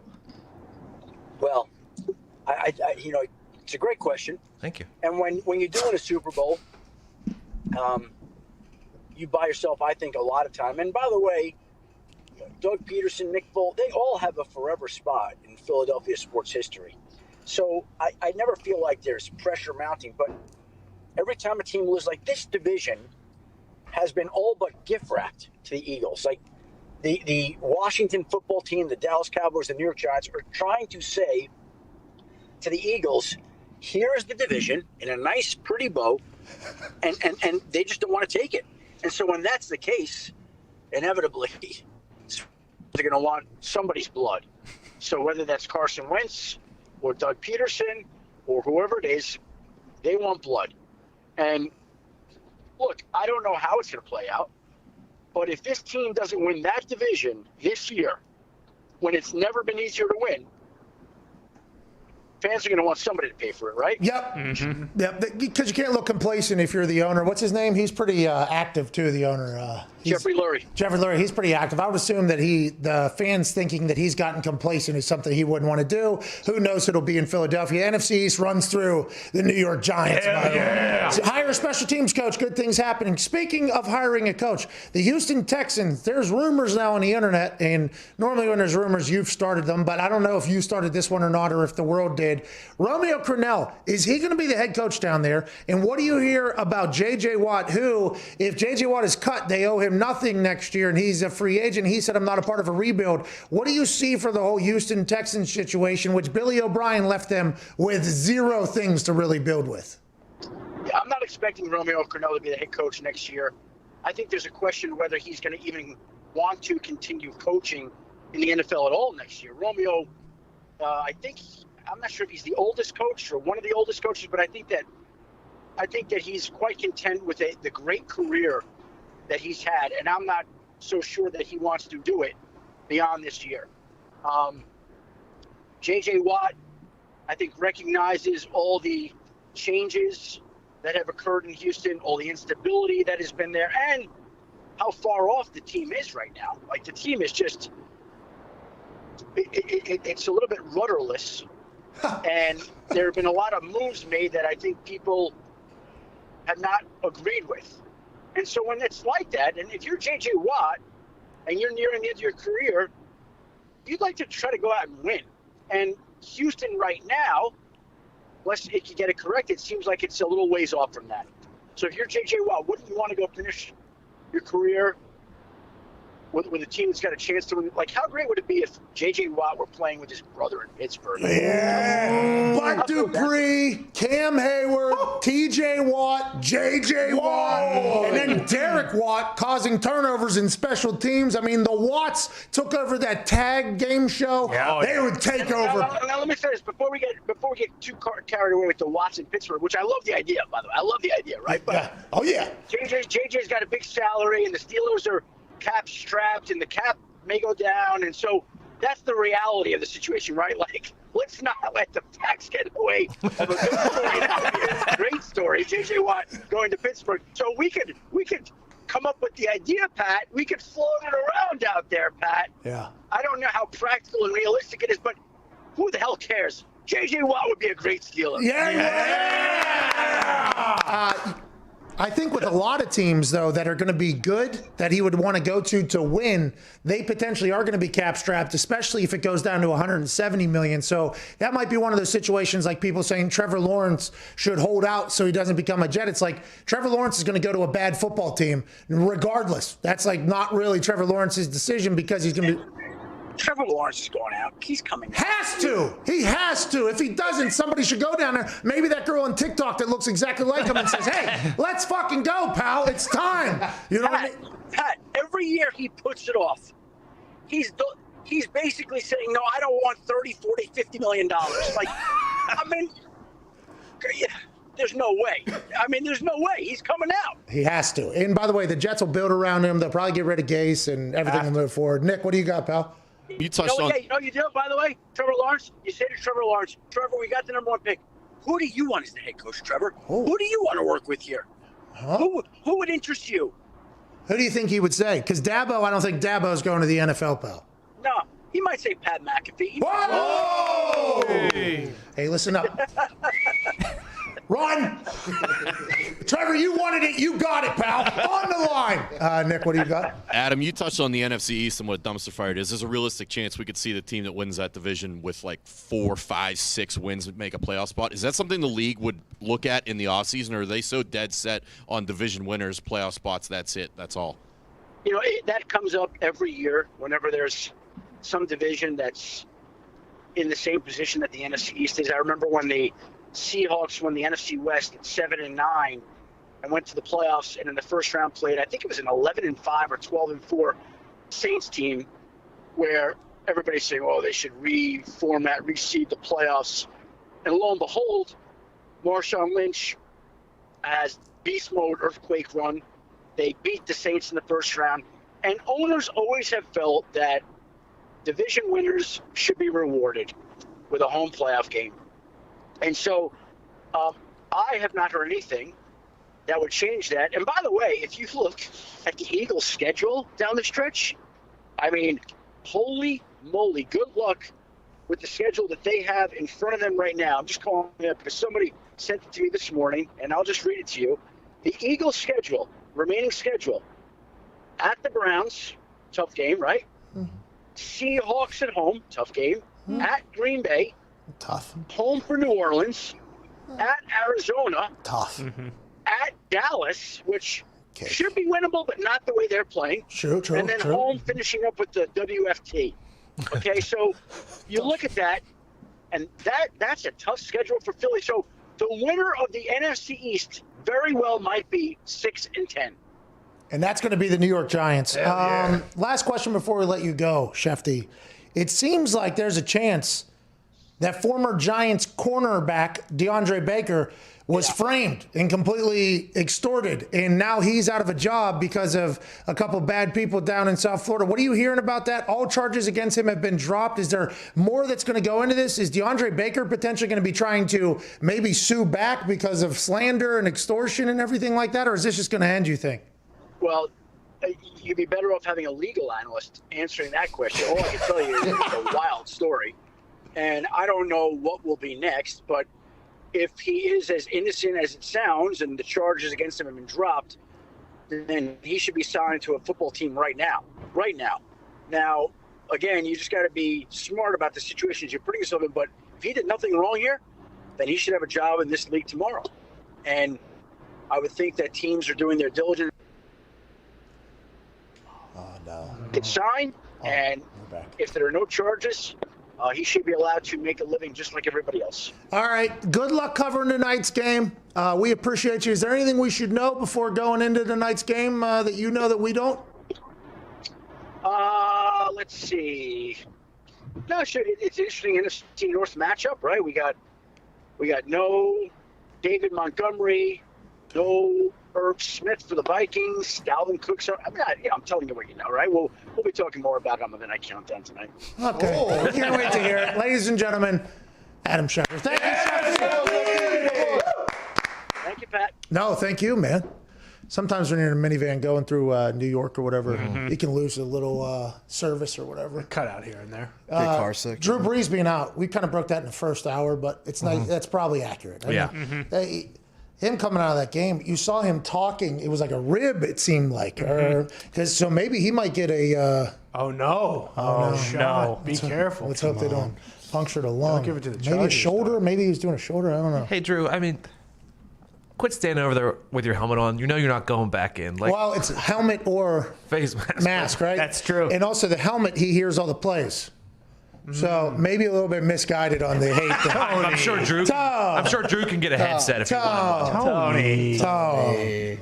Yeah, I'm sure he could too. I mean, they probably give him a little earpiece thing. I almost got one time. So, I mean, you got to do what you got to do. Oh, they're putting you at quarterback or what? No, it was I forget who was doing what.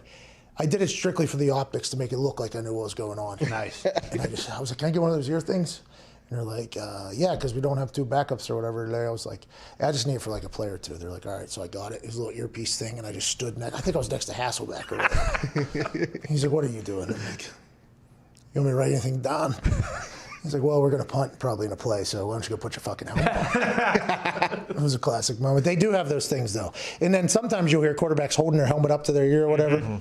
Very interesting, the way that whole plays out. What's up, Dix? While we had ESPN's NFL Insider on, there was a Woj bomb. I don't know if we care about it or not, but Chris Paul has been traded to the Phoenix Suns. Oh, wow. Chris Paul now is at his 3rd team in 2 years. If you do recall, he got run out of Houston because he and James Harden didn't see eye to eye. Goes to Oklahoma City, makes Oklahoma City a good team. Oklahoma City almost goes on a run in the playoffs. Inevitably, they lose to the Houston Rockets. Now Chris Paul is a member of the Phoenix Suns, which everybody knows. Phoenix Suns, big basketball team. Oh, yeah. They had a young stud who was just shooting lights out. Who was Devin Booker. Devin Booker. Now Chris Paul's there. Are the Phoenix Suns all the way back? Oklahoma City has traded Chris Paul to Phoenix for Ricky Rubio, Kelly, Ty Jerome, Jalen, and draft compensation, sources tell The Athletic. That's a lot for Chris Paul. Congrats to Chris Paul being worth all that. Hey. Oh, yeah. Hey, they did go 6-0 in the bubble. Hey, you remember Ricky Rubio back in the day? Yeah. He used to be the greatest passer of all time. Wait till you see what this guy does coming with the basketball. He's going to go ahead and sling that thing. Now, him alongside 14 players are being traded for Chris Paul.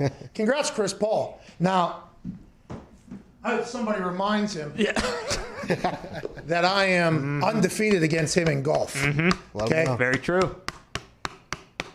1-0. He don't got one of those. Hey, maybe that's why he's going to Phoenix, by the way. A lot of golf courses down there. You need to fucking work on your game, Chris. Smart. Need to work on your game, Chris. Big basketball show. Yeah. By the way, I feel like I got everything right there. Did I? Oh, yeah. You crushed it. Yeah, I think there's a couple of storylines I kept up with there during the. Also, here, other big basketball show. The NCAA has decided that every team that is in the tournament or every single team will be playing in one location. That location, probably Indianapolis, Indiana. Welcome home.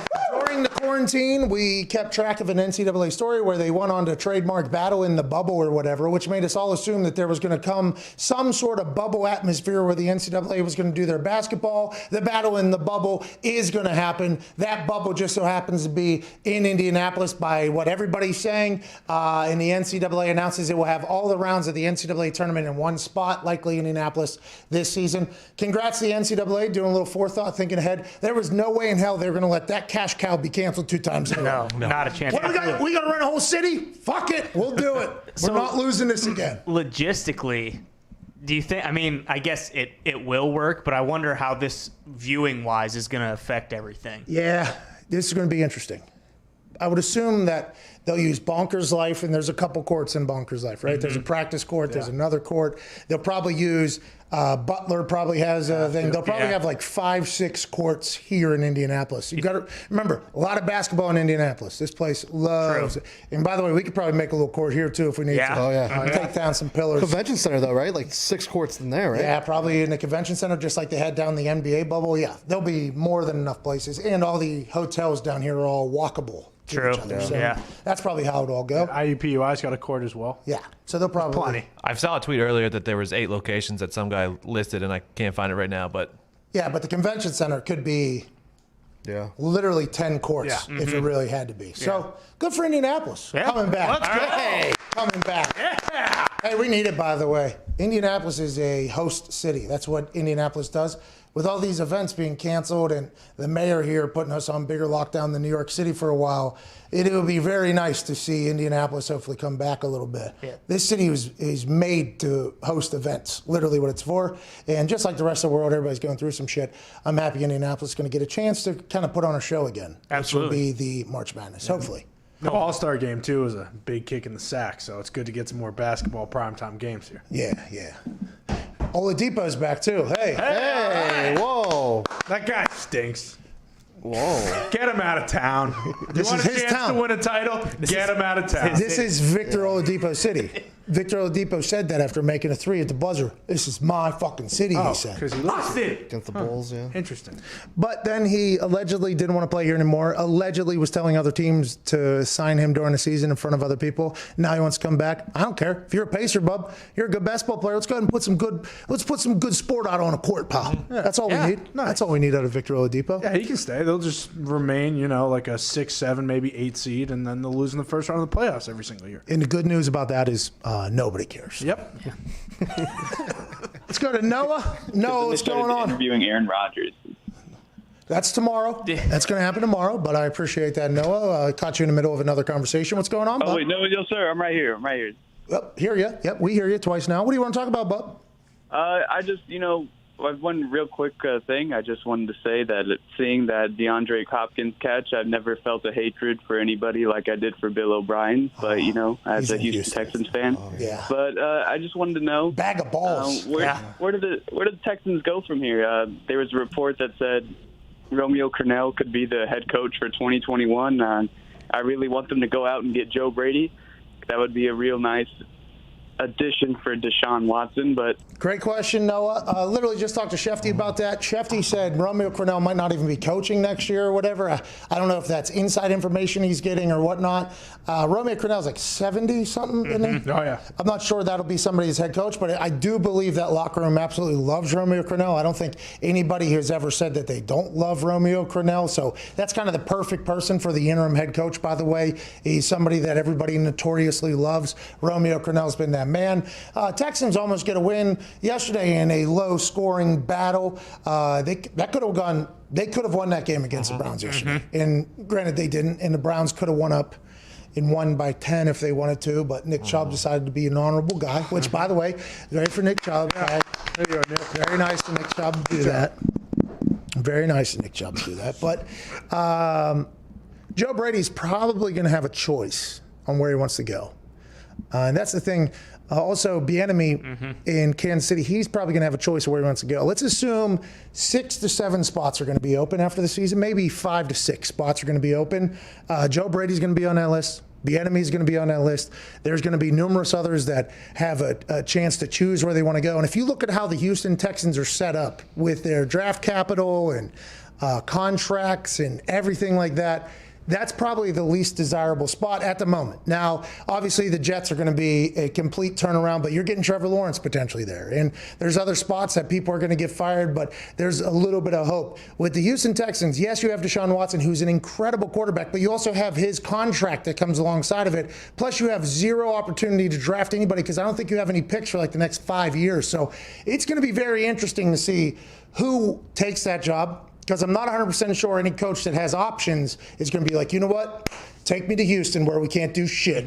You know what I mean? It's just, you got to factor that into the entire thing as well. Do you think it's more likely that, pretty much, that a guy who not necessarily is getting his last chance, but a guy who's already been a head coach will probably end up taking that job? Because it feels like a recycled name is going down there. For sure. Doesn't it? For sure. It does. Because I don't know if Anthony Lynn will get fired, but if he does, isn't the Chargers opening very, very with Justin Herbert? Yeah. Yeah. Anthony Lynn potentially gone though, by the way. Yeah. That's for sure. That's a real thing. They've lost 9 games or something, 1-score games, or yeah, the 3 teams that have lost by a score or less, or who haven't lost by a score or less, the Steelers, the Chiefs, and the Chargers. I don't know if you haven't lost by a score or less, like by 7 points or more. Score or more. Yeah, score or more. Yeah. So you were agreeing though, you were co-signing there. Well, a lot of things were questioning. I thought I was an idiot there for a second. I was like, "There's no way that's accurate." And it's the Steelers because they're undefeated. Yep. The Chiefs. Yep. And the Chargers. Yeah. God, that's heartbreaking. Different records there. Bro, Herbert, he's very good. Oh, yeah. Tua also unbelievable. That is not a shot at Tua. I like Tua. I think Tua is very good. Should be in the Rookie of the Year conversation. Yeah. Maybe almost immediately. And I know people are going to be pissed because he's only played 3 games or whatever, but what he's put on tape in those 3 games is same with Justin Herbert, same with Joey Burrow. There is 3 young studs in this draft class. Tua, though, as a Dolphins fan, you got to be incredibly thrilled. And also, why did Ryan Fitzpatrick handle that thing the entire way he did? Now that we're kind of seeing what Tua is and how he acts and everything like that. Real team football down there in Miami, Pat. Special teams, defense, offense. Tua doesn't have to be like Herbert. He doesn't have to play out of his skin to give his team a chance to win. Or like Russell. True. Russell Wilson. Remember, Russell Wilson. Yep. He's got a lot of turnovers, dude. Yeah. It's almost like watching a different guy from It really is. Earlier in the season. Because he was unbelievable, extends plays, he can shake, he can make every throw, and he's incredibly smart with it. He's the guy. And now it's like, well, he's got to make up for everybody, so he's just throwing it into defensive meeting rooms. Now he's throwing it across his body instead of taking like a 13-yard gain if he was just to run it now. I wonder what is going on. Is Russell Wilson a human? Is that what we're learning here? He is a human. He is human. He also basically has 2 number 1 wide receivers, but Oh yeah. But we can't talk about that. Mr. Limited. Hey, Seattle was very quiet on the Twitter last night. Yeah, that's he is right. Mr. Limited, and he's been limited a couple times here. Yeah, he's missing DK Deep as well. He's got to get the Tampa Bay Buccaneers are back. Oh yeah. Well, they got AQ starting now, so they figured it out. I don't know how many games he's going to start. We'll talk to him next hour. He'll be joining us alongside AJ Hawk. But the thing about AQ is, every time that guy plays, it feels like good things happen. Yeah. Oh, yeah. It really does. Guy's a road grader. That fucking commentator yesterday refused to give him a single ounce of love. That 98-yard run literally goes off the left ass cheek of AQ Shipley. And they're like, look at Ryan Jensen here. Get to the set. Oh, he actually didn't even have to block anybody, but look at the mobility on this guy. It's like, can we talk about the round mound of man, okay? That's been either cut or traded or anything like that, like 16 times in his NFL career. Can we talk about that guy just for 1 second? Being an absolute cornerstone in the middle of that goddamn O-line. That Jensen guy gets more credit for doing nothing than I've ever seen. Oh, geez. See, we shouldn't turn on Jensen. By the way, look. Hey, Yeah, boom. Hey, we got free shirts coming into the office. Okay? We don't need to turn on anybody down there. But that guy was getting a lot of credit for things that old AQ was doing yesterday. It is interesting, too, considering AQ kind of lined up at fullback last week, and the guy who wasn't given many credit, former fullback great Daryl Moose Johnston. You think that's why? Maybe. A little jealous. Maybe. All right, on the other side, we got some phone calls from you guys, 1-888-MAD-DOG-6. We got the people's overreaction. Hashtag Pat, I don't want to overreact, but a lot of great answers this morning. We'll talk about that. And we'll talk about tonight's game. We got a lot going on. Go to the bathroom. We got about 4 minutes. This is the Pat McAfee Show, Sirius XM, Channel 82, Mad Dog Sports Radio.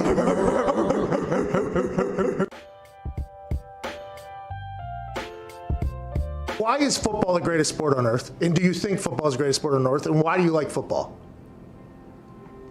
That's a really deep question there, Pat. I know. I think I can get a good answer out of you, though. Like, I think you'd be able to talk about it in a way that I think a lot of people haven't, because you've been at the pinnacle of it for so damn long and inside of it, and your brain is a pretty fantastic one. We've learned here over the last few weeks, obviously. Last few weeks, that's it. That's all the time we've learned that. I think it's the greatest sport in the world for one main reason. It is a true team sport where it is damn near impossible for one person to dominate an entire game. If you look at other team sports, basketball with 5 guys on the court, I think you've seen multiple players over the years. Maybe one player, or maybe 1 or 2 players on a squad be able to dominate and win championships. Baseball, you can have a dominant pitcher and win championships. Soccer, you can have a dominant forward and or goalie. That seems to be a little more of a team sport, but you don't have 11 players engaged at the same time on every play. It is truly a sport reliant on every player on the field to do their job in order to be successful. And I think that's why at times, certain star players can get maybe too much credit and maybe too much blame on the flip side, because it does take so many players at the same time in 3 phases to win football games. And I think that's the beauty and the draw of our sport, is that something new happens all the time, because you are literally dealing with 11 humans on the field at one time who all have lives outside of football, and there's distractions, there's a reliance on coaching, there's a reliance on preparation, there's a reliance on diet and performance. I just think there's so many facets to it that you see something new every single week, and I think that's the beauty in our game. When it comes to the love that I have for it, it's rooted, and I think like any player who's played for a long time, the love is not just about our sport, it's about competition. And I think there's nothing in the world for me that fills that need and that hole I have like competition. I think players who play for a long time at a high level, you have that need to be satiated competitively, and it's a love of going out there and going against guys and being in an environment where you know that nothing is guaranteed. And that's why at times I've taken umbrage to people saying that it's easy, because it's not easy. It's never easy. And I think that's the beauty in our game, is that you see things new every single week. It's never easy. And your only thing you're guaranteed is the ability to compete. I love that aspect of it. I love competing. I love going out there and harnessing the fear of failure, where I think so many people who maybe don't love football as much, the root of that is a deep fear of failure, that you might go out there and your best might not be good enough, and that's not okay with you.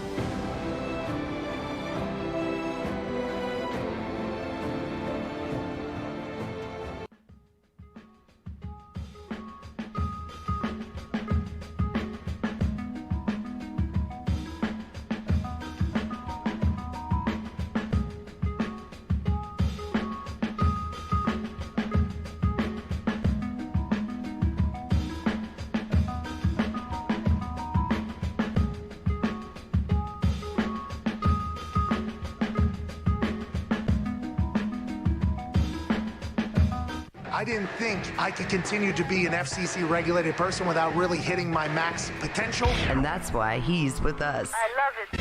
The Pat McAfee Show on Mad Dog Sports Radio, Channel 82. Welcome back to the Pat McAfee Show here. I think this is a new song. Ooh. It's called Release Me. It's a club mix by Chova, the Dead Mouse Makers, and Wilder. Ooh. There's no way we're allowed to play this song. This is going to get us a strike. They gave us permission. Wow.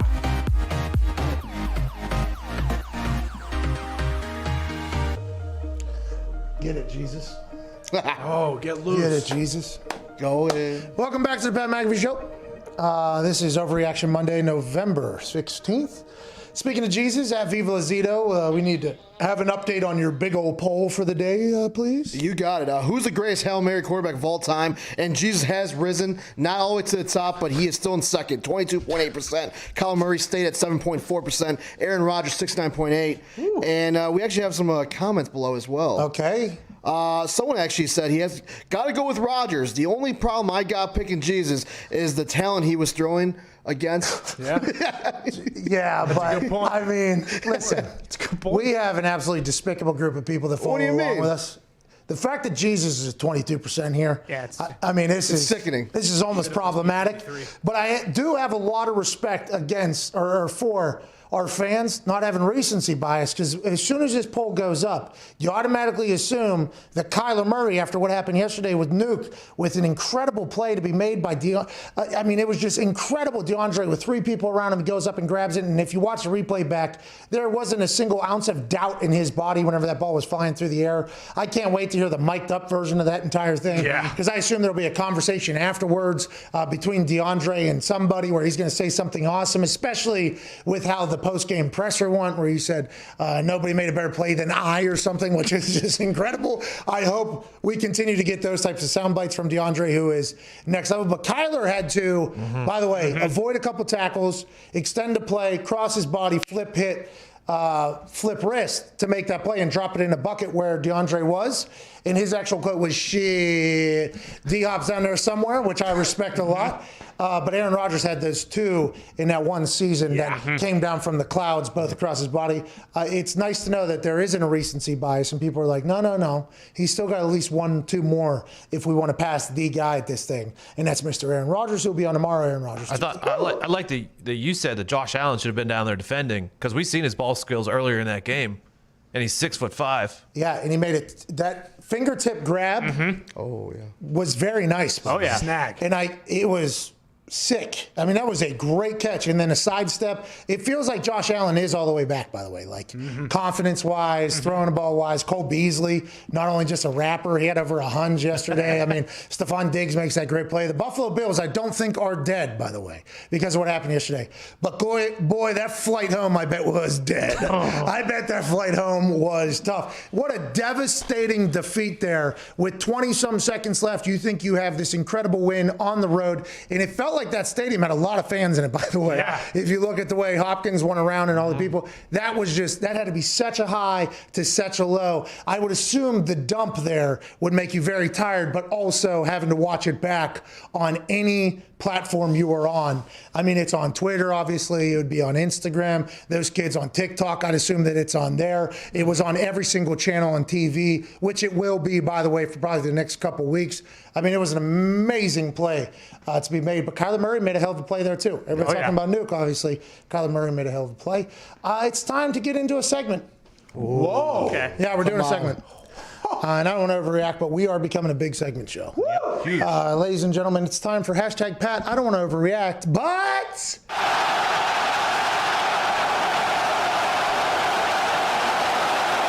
sound. Maybe change the sound. Static, though. I think that probably. I think my Sirius just went out. Yeah, I think it just blew my ears out.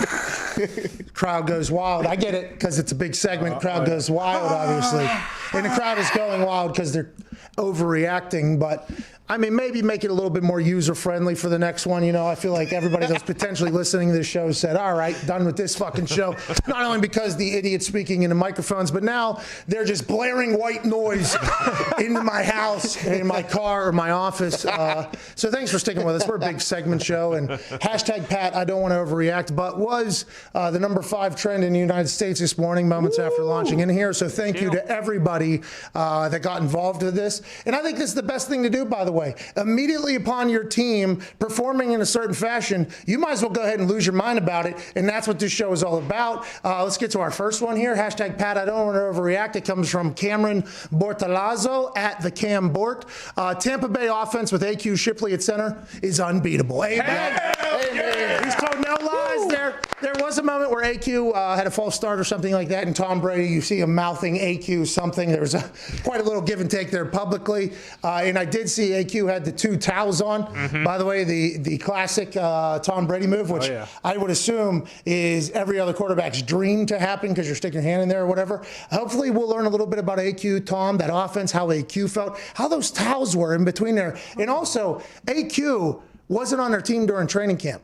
So that was legitimately the first real reps that AQ has got. Wow. He had to be dead tired early. He won't tell us, right? He'll play it off. But there had to be a moment in the first couple series where he was like, got to get in game shape quickly. Because he hasn't had to play. He hasn't gotten to play, like, at all. He had that fullback rep, and maybe in practice you get some. But when you get dropped into a game, a little bit different animal, they're unbeatable with him. Great overreaction by our guy Cam Bort. Thanks for participating. Next one, Evan Foxy from Dr. Cubano89, Michael Gonzalez. Hashtag Pat, I don't overreact, but the Cardinals trade for D-Hop might be the best finesse move of all time. Amen. Zito, you got to love that. Not only because Dr. Cubano here, but also finessing people is your thing. That is literally what you do all the time. I love Cubans. I love finessing. You do love finessing. I mean, this morning, he tried to talk a DoorDash driver out of erasing the tip from the app because he didn't think he deserved it. Zito will always try to work angles and things. The other day, we got something delivered here, and it was supposed to come last week, and then it didn't come until this morning or whatever. Zito called the executives in charge of the company and said he wanted a full refund on the $250, which he actually only paid $100 for.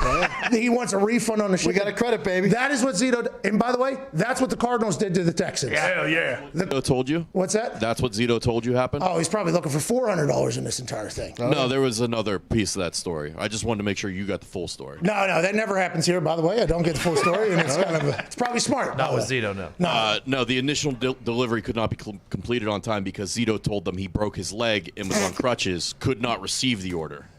No, that was because they wanted us to take it off the truck ourselves. They wanted us to unload. It was a pretty large thing that we ordered here. Yeah. And the way Zito sold this is they wanted me to unload the truck for them. What am I paying for? So I told them I had a broken leg and I was on crutches. And I was like, smart. Like, that's going to teach them. Oh, yeah. Turns out they were like, no, you literally have to fucking get this off the truck. And if you have a broken leg, we can't go. Did you have to call back and say that I didn't break my leg and that's why they brought it? No, I was limping. Okay, smart. You battled through. You're now in their eyes. You're like a super tough guy. Good for you. Smart. Anyways, good finesse by the Cardinals there to get DeAndre Hopkins, and everybody on earth said it immediately upon it happening. It wasn't like the Patrick Mahomes deal with Kansas City where he got $500 million to play football. And people are like, bad deal for Pat. Bad deal for Patrick Mahomes here. If he would have waited this out a year or two, he could have got maybe $550 million or $600 million. It's like $500 million fucking dollars is a bad deal. I'd like to see where you grew up at. That $500 million is a bad deal that ends up helping the team. But there's always that. Every single move that's made, you're like, well, actually, it's a good move because blah, blah, blah. Jordan Love got drafted to the Packers in the first round. Green Bay Packers trade up to do it. There was people that were like, this is smart. This is thinking ahead. This is this. And everybody else was like, nah, it's a bad deal. Every move, it feels like there's always a balance where people are like, good move, bad move. The DeAndre Hopkins one, there wasn't a single person, I don't think, that was like, good move. No. Smart. Good move. Get him out of there for what, a bag of balls? Washer and dryer? Fucking get him out of town, Bill. Deshaun Watson watching that must have been, breaking every single TV in his house? I would assume that Deshaun Watson probably was super pumped for DeAndre, but then immediately afterwards was like, it could have been us. That should have been us. We ran that coach out of town too fucking late. Son of a bitch. Next one, Foxy, please. From Joel Ely. Hashtag Pat, I don't want to overreact, but I'm convinced Matt Patricia uses half of the game to interview for other coaching positions and the other half of the game to make sure he gets fired. Hashtag the D needs be enemy. Ooh. Foxy, what do you think Joel meant? And when I read that, it made me laugh. So I was like, we definitely have to talk about this. It feels like there's portions of the game where Lions fans think Matt Patricia's the dumbest coach of all time. Yep. And then there's moments where people are like, oh, that's a smart move. That's a smart move there. Is that what Joel meant? And is this exactly how you feel? This isn't an actual actual overreaction. This entire time, I thought it was just the Calvin Johnson curse, and I think you would agree with me, but I think Joel figured it out. He's just interviewing for other coaching gigs because he doesn't want to be in Detroit this whole time. Yeah. It's like Rob Gronkowski saying, you're going to trade me to the Lions, I'll retire. By the way, Rob Gronkowski's back. I don't know why he's not spiking the ball. We should look into that. Should have asked Schefter. That is interesting. He's tossing it to other people to do the spike, which I respect. Maybe he's over the spike, by the way. He could be. Done it so many times. He's mature. Maybe. All these things. I don't know. But the thought of the Detroit Lions watching their coach, their fans watch their coach, and he makes this absolutely terrible decisions, which led a team back in it that was down like 21-0. And you're like, this fucking guy, like how can we be this and then be this? And then on the other side, also making play calls that are like incredibly intelligent. It's like, well, how can this guy also make this decision and then make all these decisions? It makes sense if he's both trying to lose and get another gig somewhere else so he doesn't have to be in Detroit. That's a great way to kind of look at this whole thing. I mean, it's wild to bring in a guy that's supposed to be a defensive guru, and he can't even stop Delvin Cook from running for less than 200 yards when the week before he just ran for 200 yards against the Packers, too. All right. I mean, there's a lot of other things. Dalvin Cook is unbelievable. One thing we are forgetting, though, he does have the best fourth quarter play of all time, and the Lions, 3 out of the 4 wins, last second wins. See? Look at that. That's what he does. That's what he does. Calvin Johnson did an interview with somebody, though, and there were some quotes coming out that was Detroit. I didn't know. I think I learned you guys made him pay money back. It wasn't just like you didn't pay him. You were like, also, we're going to need that money that we gave you. Yeah, because he got the bonus when he signed the contract, and then they're like, well, you didn't fulfill your contract. Give us the money back. Yeah. It's wild. That's horrible, yeah. That's tough, dude. All right, last one here. Hashtag Pat, I don't want to overreact, but Russell Wilson is still MVP frontrunner, and if you say other sucker mom says Deion Taylor at Deion Taylor. What a stooge. Hey, this guy, by the way, one of the most active Seahawks fans I've seen on my timeline, okay? He is one of the ones who is, hey, stop not talking about Russell Wilson. He deserves it. The Seattle Seahawks deserve it. I love this guy, DT. He's a diehard Seahawks fan. Hate to break it to you, though, pal. Russell Wilson got 0 MVP votes all the way leading into this year. Seems like he's probably going to get none this year. Yeah. That's a shame. Yeah, I mean, he's not the front runner, and he probably won't get any votes this year. But you know what? I feel for this guy. DT? I really do, because guess what? I've been feeling like this with Rodgers for years and years. The only difference is, Rodgers isn't out there turning it over 4 times a game. Yeah, well, see, that's not what Aaron Rodgers does. Yeah. And it's very interesting to think how this goes, because we love Russell Wilson here. Yeah. Love watching him play. Incredible football player. Amazing baseball player. Bingo. Hell of a Maybe even better. Love that he's goddamn Yankee, too. I mean, those things you add in there. Plus what he does off the field, he always seems to be the same guy. But whenever you're talking MVP, you're talking guy. Yeah. And listen, Aaron had that off day against Tampa Bay Buccaneers. And yesterday he threw his 3rd pick or whatever of the year, not just in one game, because the guy, I think, disguised the coverage pretty well. Can't wait to ask him about that, by the way, because he genuinely looked like, well, how'd that happen? I'm wondering if we'll get the story out of the Jacksonville Jaguar player, that he fucked up. As the snap was like, oh my God. What am I doing? He just popped into the play or whatever. Because it feels like Aaron is smart enough, now we know, that he probably knew exactly what Jacksonville's going to do pretty much every time. So whenever a guy drops into coverage underneath there, probably surprised him. But when you're talking about, it's just, Aaron should be the favorite at this moment. Yeah. I mean, he has to be at this point. But Patrick Mahomes also unbelievable. Yeah. And then what about Ben Roethlisberger? They're undefeated. He's a quarterback of an undefeated team. He's going to be in a conversation. It's like, where do you find room for Russell Wilson in the conversation now? And that's what we kind of have to battle against as a daily show. We have to do actual, honorable work whenever we talk about things. Where does Russell fit in the MVP conversation? Because what if Josh Allen goes back to form? I mean, Josh Allen now is in that conversation. Yeah. Kyler Murray. Kyler Murray could be in that. What are we going to do? Calvin Kamara potentially going to sneak into the conversation if he keeps scoring 3-4 touchdowns a game, which seems like there's no end in sight for that. Where is the room? We'll see over these next couple games, because Russell might be broken, and I would like him to be fixed, because he's a lot of fun to watch whenever he's balling out. Well, and like Schefter alluded to, their defense is bad. It's terrible, but also, if your defense is that bad, you can't turn it over 3 times. You're fucked. Hey, man, what's up there? For the first time this year, Russell Wilson is not the favorite to win the MVP. It is Patrick Mahomes, followed by Russell Wilson, then Aaron Rodgers. then Kyler Murray. See? So DT knows. DT knows. Let's get to a phone call here before our. Hey, by the way, hashtag Pat, I don't overreact. Hell yeah. Good segment. Good segment. Let's go to Robert in North Dakota. What's going on, Robert? Hey, Pat, boys. How's it going? Hey, not too shabby there. Sounds like a little Canadian North Dakota there, eh? We're only about 20 miles from the border. So. Invisible line up there. We're going to fight England. You guys aren't. Okay, let's keep it moving. What do you want to talk about, pal? I think that's when it's I was just going to ask you, when is the For the Brand going to get some more gold in NXT there? Oh, you're right. Hey, great question, Robert, in North Dakota. I thought about that this weekend.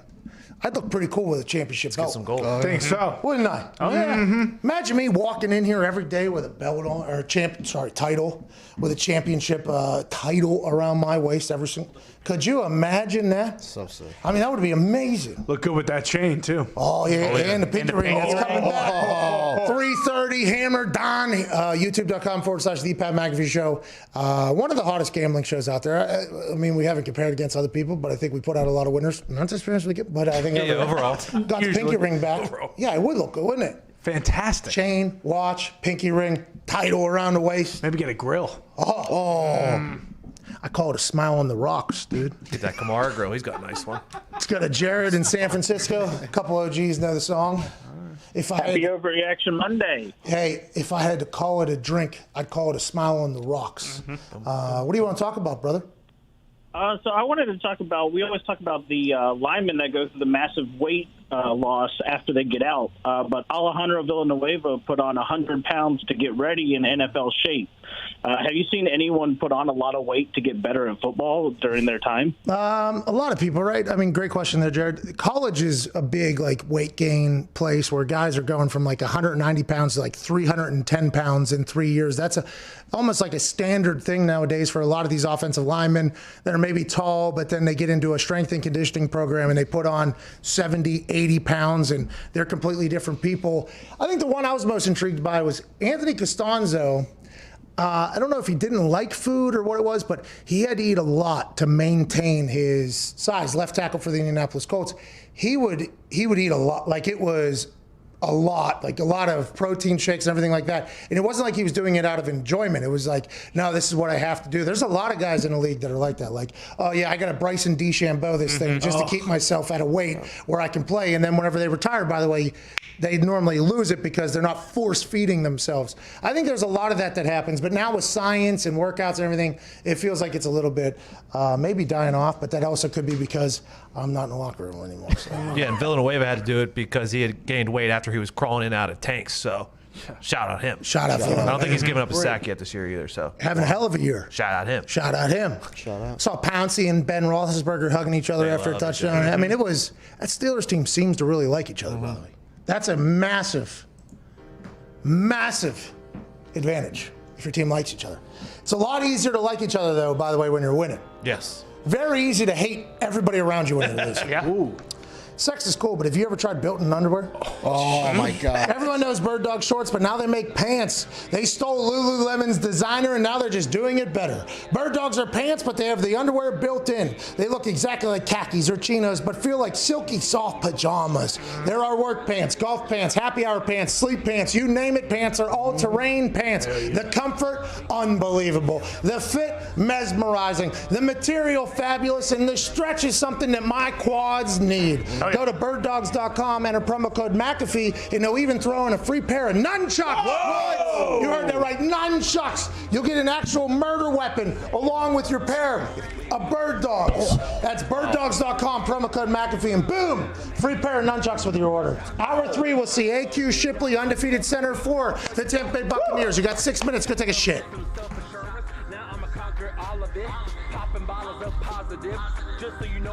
We have a kid named Evan Fox in this office. This kid was once a videographer for weddings. He shoots no less than 200 basketballs a day. Now he's become full-time producer of Pat McAfee Show. The kid, I think, could potentially play in the NBA. He's been on the sideline of the national championship. Kid's been at the Super Bowl. Is one of the most talented dudes when it comes to interneting. And if Foxy drains an NBA 3 on his first shot, we will add $1,000 to the for $1,000 to win $1,000. You make this $1,000 for $2,000 cash for the listeners. I'd be lying if I said I wasn't nervous. My hands are sweating right now. I had no clue this was happening. I have no warm-ups. This is the biggest shot I've ever had. So I'm a little sore. I've never had a shot worth $1,000. I've never had a shot with this many eyes on me.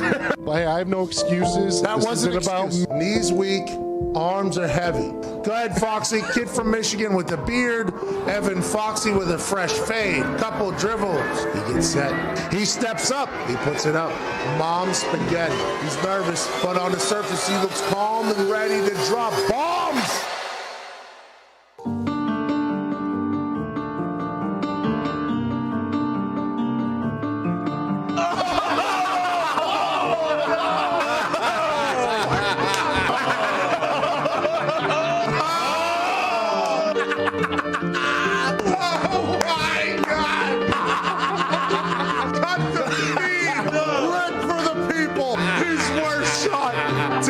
Disgusting, despicable, airball for nothing. Short left brick. That was the worst shot I've ever seen him shoot in the history of this office. Hey, without question. It was an absolute brick. Have you ever seen a kid shoot that terribly? I left it out. Another miss. One, I'm a roast Foxy. He was the reason Zito crashed the RV at MetLife.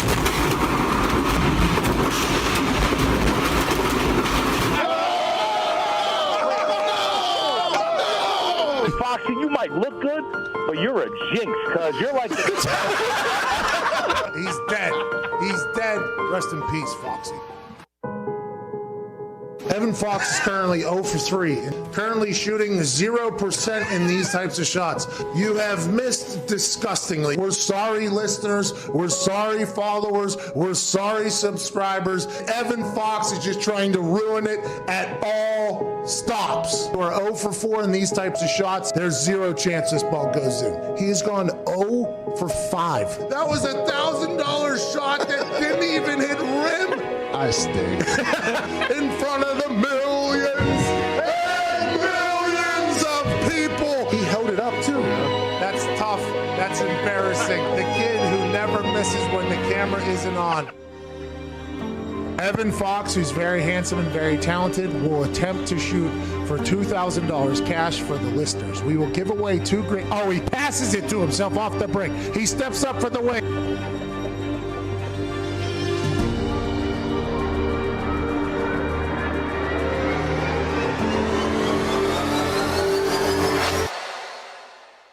He steps up for the wing. I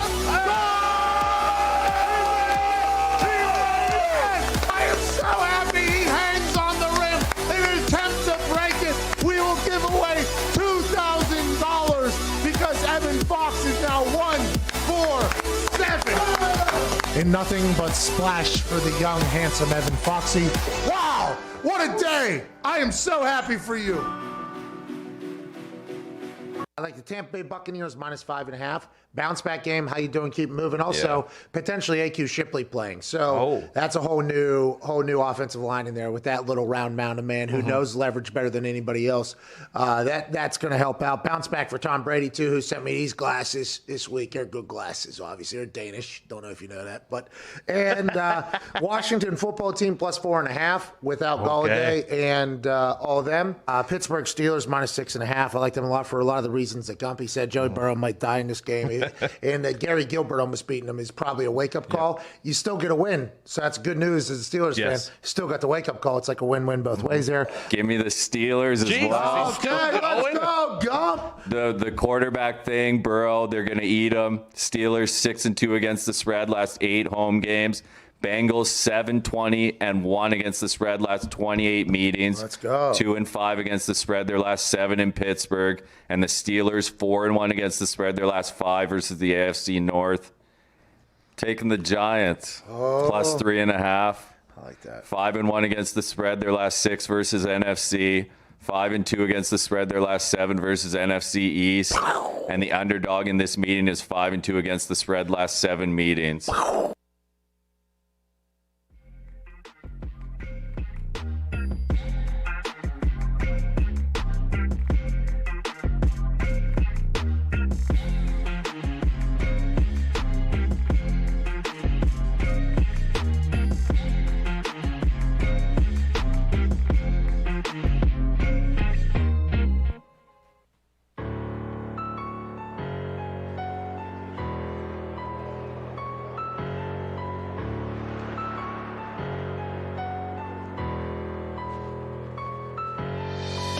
The Pat McAfee Show. There'll be no rules for our guests, for us, for the things we can talk about.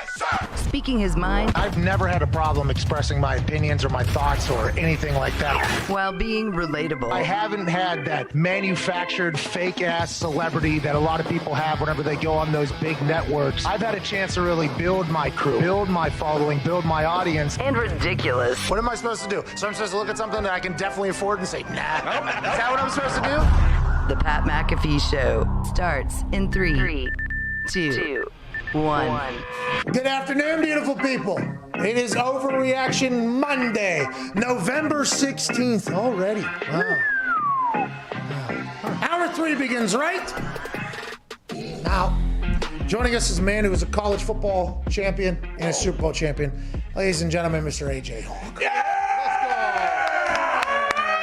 Boy, AJ, how you doing? What was your big takeaway from yesterday? DeAndre Hopkins is insane at football. Yeah, DeAndre Hopkins, obviously, it's amazing. I think the catch was so good, it almost overshadows the throw. Kyler's running to his left, falling out of bounds, and he's able to make that throw. There's very few people on the earth that can make that throw right now. Yeah, he flipped his hips, and somebody on Get Up this morning said like a second baseman, because he's got to get the baseball tie-in with Kyler, obviously, and a little flick of the wrist, and it wasn't a perfect spiral. So to have the ability to drop that thing basically into a bucket is awesome.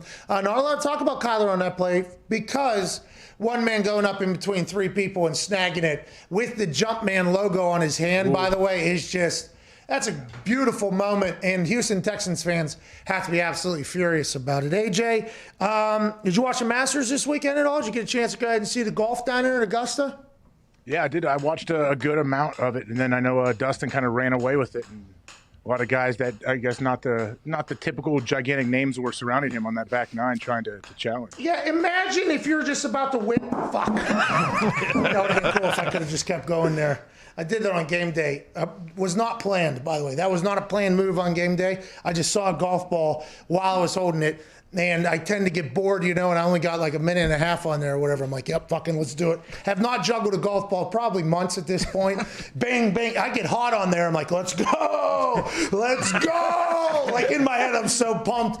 And I'm like, do I try to talk while doing it? I was like, I kind of pulled the plug on that because I thought I would drop it, and it turns out I was right. Should not. It turns out I made the right decision of catching it instead. Yeah, Dustin Johnson, he's up like 5 with the last 2 holes, basically just walking fairways and in the tee boxes, knowing you're about to win the Masters. That might be even worse than thinking you have to go for it. Good for Dustin and his brother. They were crying out there. I mean, it was that's a cool thing for him, obviously. And Tiger puts the jacket on the guy. Well, imagine how tough it would be if you're leading the Masters, going to bed on Saturday night, and then normally you start later. Normally, if you're the leader, you're teeing off like at 1:45. This obviously was earlier because it's later in the year and it gets dark.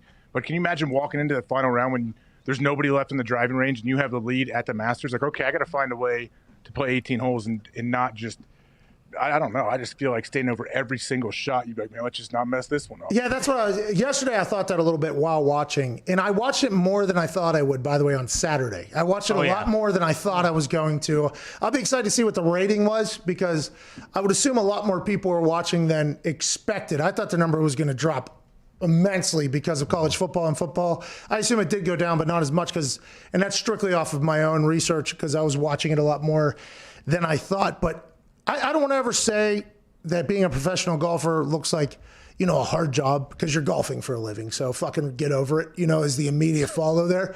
But the mentally exhausting, it has to be just mentally brutal. Every shot, like you just said there about DJ, where you're like every single time you line up over the ball, the amount of conversations that could be going on in between your ears that could cost you $2.5 million or whatever. Like, now granted, you get to win $2.5 million, so I'm not saying it's anywhere near like a tough job, but I'm just saying the mental toughness it takes to be a good golfer is probably one that doesn't get talked about enough because you're off a 16th of an inch, it's fucking a 10 coming. You got a 10 coming and you're out of it completely and you embarrassed your whole family. Well, and with DJ too, he's won a couple now, but his reputation kind of always has been that he chokes. Otherwise, he would have won a bunch more majors. Like Spieth choked a couple years ago in the Masters. He's really never been the same since. It's hard, and people always say he choked, and they throw it at people or whatever, And by the way, I mean, people talk about me missing 2 kicks against University of Pittsburgh or whatever. That was in the first quarter. So, like, I probably didn't take it serious enough. I should have got in there. But there's been moments where I fucked up where there's massive pressure. But then there's been moments where there's massive pressure where I've come through. So it's like the whole choke thing. People are like, oh, it's a choke gene or whatever. It's like, well, maybe, just maybe, one time a thought came into your head right before and it was like, and you just change a little bit and it's like you're over. It's like, well, now you're the worst player in history. That's a choke job. It's like, it's a little bit tough for us to throw that on a guy, especially in golf, because I do remember when Jordan Spieth did choke. It all kind of changed things. And in golf, I mean, think about putting. Yeah. If you just accidentally hit it too far, that thing's off the ground. There's 3 more strokes you're getting ready. I mean, it's just a constant game in between the years. So congrats to Dustin Johnson getting the job done and celebrating in beautiful fashion with tears. That was a beautiful little moment there. He's crying all over the place. He liked to have a good time back in the day, right? Oh, yeah. Oh, still does. I like that. Still does? No, I assume so. I believe he went to Coastal Carolina. So. Oh, the Mullet Mafia. They have a great time down there in Dirty Myrtle, I'd assume. What games did you watch yesterday, AJ? What caught your eye? The Green Bay Packers couldn't bury the Jags, but they got a win, so who cares? Yeah, they got to win. I mean, I'm sure Ty was a little bit worried early on in the game. Throughout you were wanting them to put them away. I'm guessing, is that right, Ty? Yeah, we all bet on them, so that's why we wanted them to put them away. But I never really felt like they were actually going to lose that game. It was one of those games, yeah, where you felt like, okay, all right, this looks like it was much closer than it was, even though I guess it was close, and Jacksonville absolutely had a chance to win.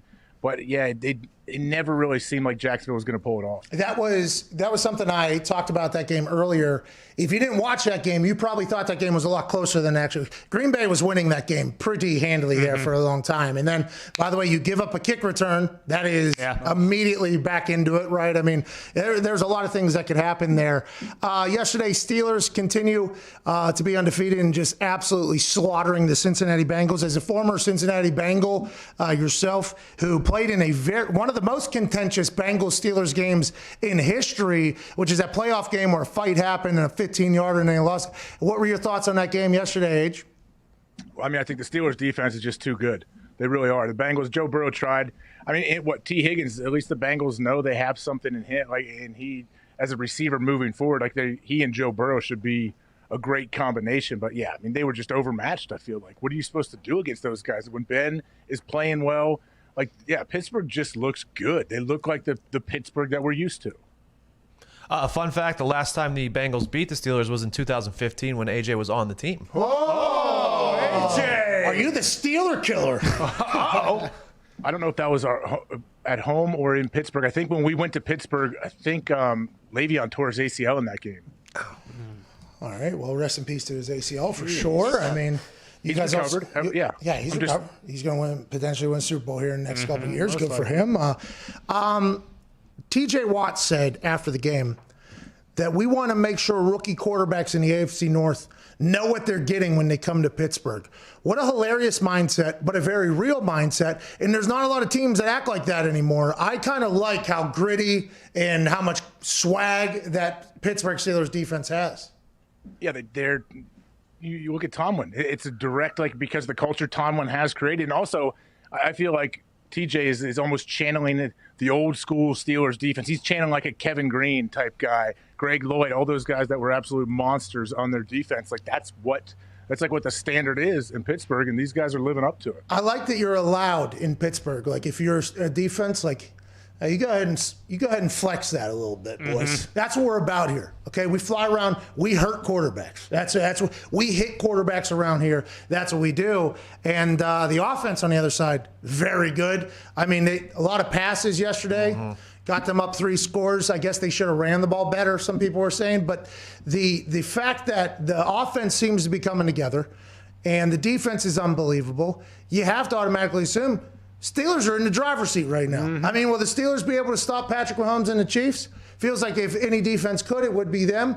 But as a Steelers fan, Diggs, you got to be counting your eggs right now. We got another Super Bowl on our hands. Is that what you're saying, Diggs? It feels great. I heard you saying it. I heard you. You're like, hey, I would never say that. I would never, ever say that. Stairway to 7. I would never say that. I don't want to jinx them. But it is slightly concerning. They haven't ran for more than 50 yards in the last 3 games. It's slightly concerning. Yeah, especially when you're told the entire game that if they don't, they won't win a game. True. You know what I mean? That's very interesting. Yeah, Vilma did stink calling that game. Whoa, come on. Dude, come on. Tony. Okay, it's a tough job. How many games have you called? How many games have you done, Diggs? Oh God! Oh shit! AJ, I would stink too. I didn't say that. Yeah, but Diggs isn't being handed jobs. I stink at a lot of things. Diggs, the thing about it is, I opened the show with a thing about commentators, and I'm not saying it was about Vilma or anybody else. We have friends in the booth, but it seems like there is just a suckfest happening and commentating right now in the NFL that needs to stop. And if I don't say something, am I really doing my job? You know, like that. I feel like that has to be something that is said, because as people who have been in the NFL, you and I, our league deserves better than what is being presented by a lot of. Now, I'm not saying all. There's some legendary, there's some really good, there's some up-and-coming commentators, but there's some commentators out there, AJ, that are somehow seem like they've never been around football before with some of the things they say. And it's like, how is this person the voice of the sport in the league that we all love so much? One of the voices, it makes no sense to me. Yeah, I mean, I think you're doing your job. You're probably speaking for a lot of people. A lot. Do most people, though, I know we do, but do most people pay that much attention to the commentators? I think so. That's kind of the thing, right? I think I've never really.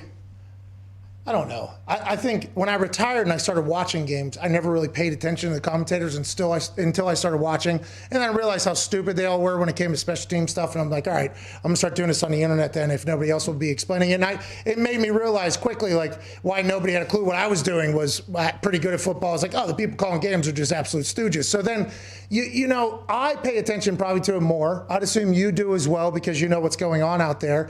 But I think a large majority of people are starting to listen or mute the game, which is even more problematic. But I don't know if the goal of a commentator should be that they don't even realize you're there. You know, like a lot of people are like, well, the commentator shouldn't even know that you're there. I'm like, maybe, but don't you feel like as a commentator, people are watching the game with you? Like it's your watch party basically with everybody. Should you not be insightful from your thing? Shouldn't you be putting people over? Shouldn't you be putting the game over, putting the league over, as opposed to maybe telling incredibly long, out-of-place stories about yourself and stuff like that? Like, I just think there's a way to do it. Now, it is very hard to do. I'm not saying it's easy. I was not great at it, okay? I will say that. But there has to be people out there that are. And I think that is what a large majority of people are saying. Like, we have to find better people because we spend 10 hours with these people every single Sunday. It's like, can you make our watches a little bit more enjoyable for everybody here? Well, when commentators, especially the color commentator, when they start talking about themselves or saying, oh, what I would have done or what I did, like you could do that maybe once a game, but people want to know like the knowledge that you have in your brain from your time playing on the field. They don't want you to relate every single play back to a play that you had when you were playing or something, or teammates. Like you can sprinkle it in, but I just think, it does happen where guys will just continue to bring it back to themselves. Oh, man. And it's like, who told you, like, you were this important, pal? Like, who told you need better friends? Hey, man. But it is hard because, you know, Pat, there's execs all over, and they're like, dude, we want to hear you. You're the football player. They use the whole line you've said. Like, I've forgotten more football knowledge than you'll ever know, than whatever. What's the stupid cliche that you use? Yeah. Whoa, take it easy. But it's about Michael Lombardi, by the way. It's not a cliche. It's real. That guy's forgotten more football than I've ever learned. But the thing about it is, and I've taken a lot more ownership over this because it's real. Like I feel like because we have a pretty big platform, we talk a lot of NFL, and we're probably the biggest NFL daily show that happens. I mean, Good Morning Football is on, obviously, NFL Network and seen by a lot of people. But if you look at the internet, like, our NFL shit is the biggest on the internet. So it's like, I feel an obligation, and I played in the league for a long time. You played in the league for a long time.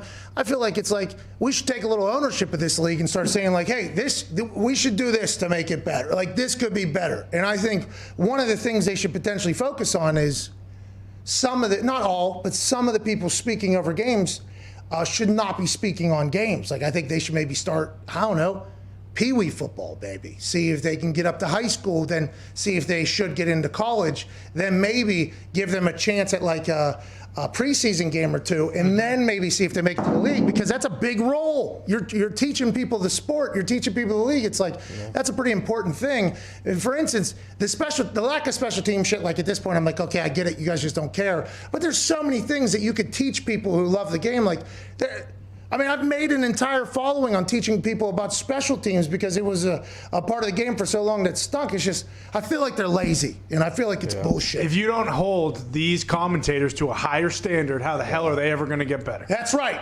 That's right. I'm going to tell you, too, 25,000 people in this chat, they do not like Vilma. Whoa. I will never say that. I don't want us to do that. No, I'm just saying that's how it's. I don't want us to put out names, okay? Because I know it's a hard job, right? I know it's a hard job. So some of these people are just getting dropped into a job that is very difficult, and maybe they weren't cut out for.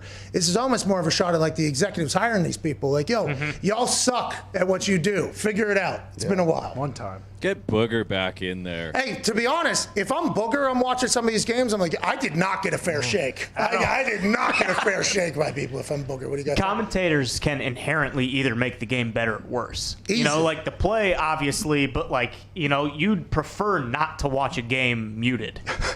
Yes. You know? It's the truth. Let's go to Dom in Arizona. What's going on, Dom? Hey, Pat and boys. How's it going? And AJ? Not too shabby. What do you want to talk about, bub? Well, first, Pat, I got to say thank you guys for, always during all this time putting on a great show and educating me. They're not always great. All the special teams and everything else. The shows aren't always great. Devin Booker did not deserve that this morning. You should know who he is, Pat. You should know who Devin Booker is. You should know. I did know who he was. The guy that's just shooting the flames down. Yeah, I know the guy. Well, Devin Booker and the Suns, you got to know that name, and you got to remember that name from now on, and because they're coming, baby. They are coming. What, is he a drop in the bucket? Okay, this guy had a cup of coffee in the bubble, and all of a sudden I'm supposed to talk like he's fucking Michael Jordan? Get out of here, pal. Yeah, Mike. I'm just saying check the tape, Pat. No! The tape. It's a short roll. Wait, was he trying to make a joke there? Like he said, "Oh, they're coming, baby." Was he talking about all of them? Isn't the Suns who got sucked up by that one girl who went public? Dude, good God, AJ. I love that. Was it a different team? No, you're right. That's a good point. Oh yeah. I think he was trolling you, Pat. I think you're right. We got to get to a break. Oh my God. Good for that guy. What a call, Dom. What in the Hall of Fame. Dom. Attaboy, Dom. AJ, by the way, you know too much about the fucking the bad side of the internet. Okay, it's problematic. It was pretty public, Pat. All right, we got to get to a break. AQ Shipley, undefeated center for the Tampa Bay Q Gronkaneers, joins us on the other side. And we're going to clean this show up, by the way. A little bit more Jesus during the break. It's the Pat McAfee Show, Sirius XM, Mad Dog Sports Radio.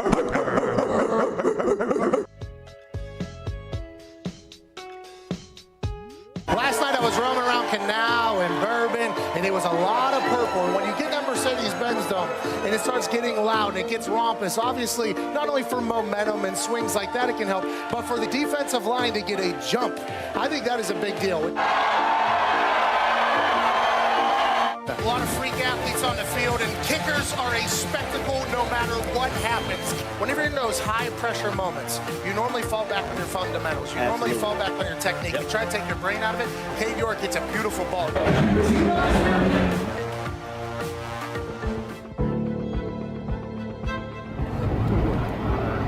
One person up in the parking garage.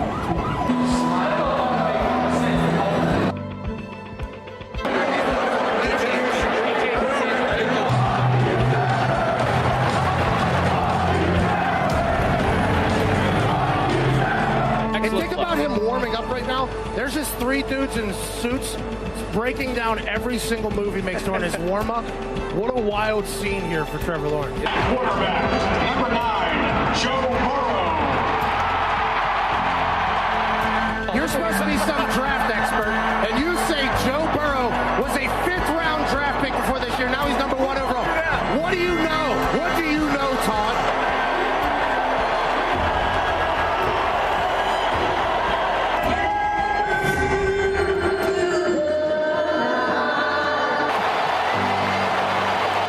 is so handsome, it's ridiculous. What do you think has been happening in this first quarter? Why has Joe Burrow been stumped by this Clemson defense? I think Brent Venables is the best DC in the country, and it's honestly not a shock to me. He did this to Tua last year. Odell Beckham just stopped by. Odell's very excited.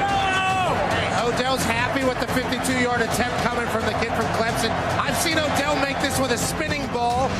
And BT Potter puts it through from 52 in Odell's. Not in your face. It wasn't in your face. It wasn't in your face. You weren't looking at it. That's a career high for BT Potter. Bro, imagine Joe Burrow just having to stand in there and know that Isaiah Simmons is scot-free right in your suckle. That's a bad call. No chance Alberto Riverrod would turn that over. He was in the Buccos organization.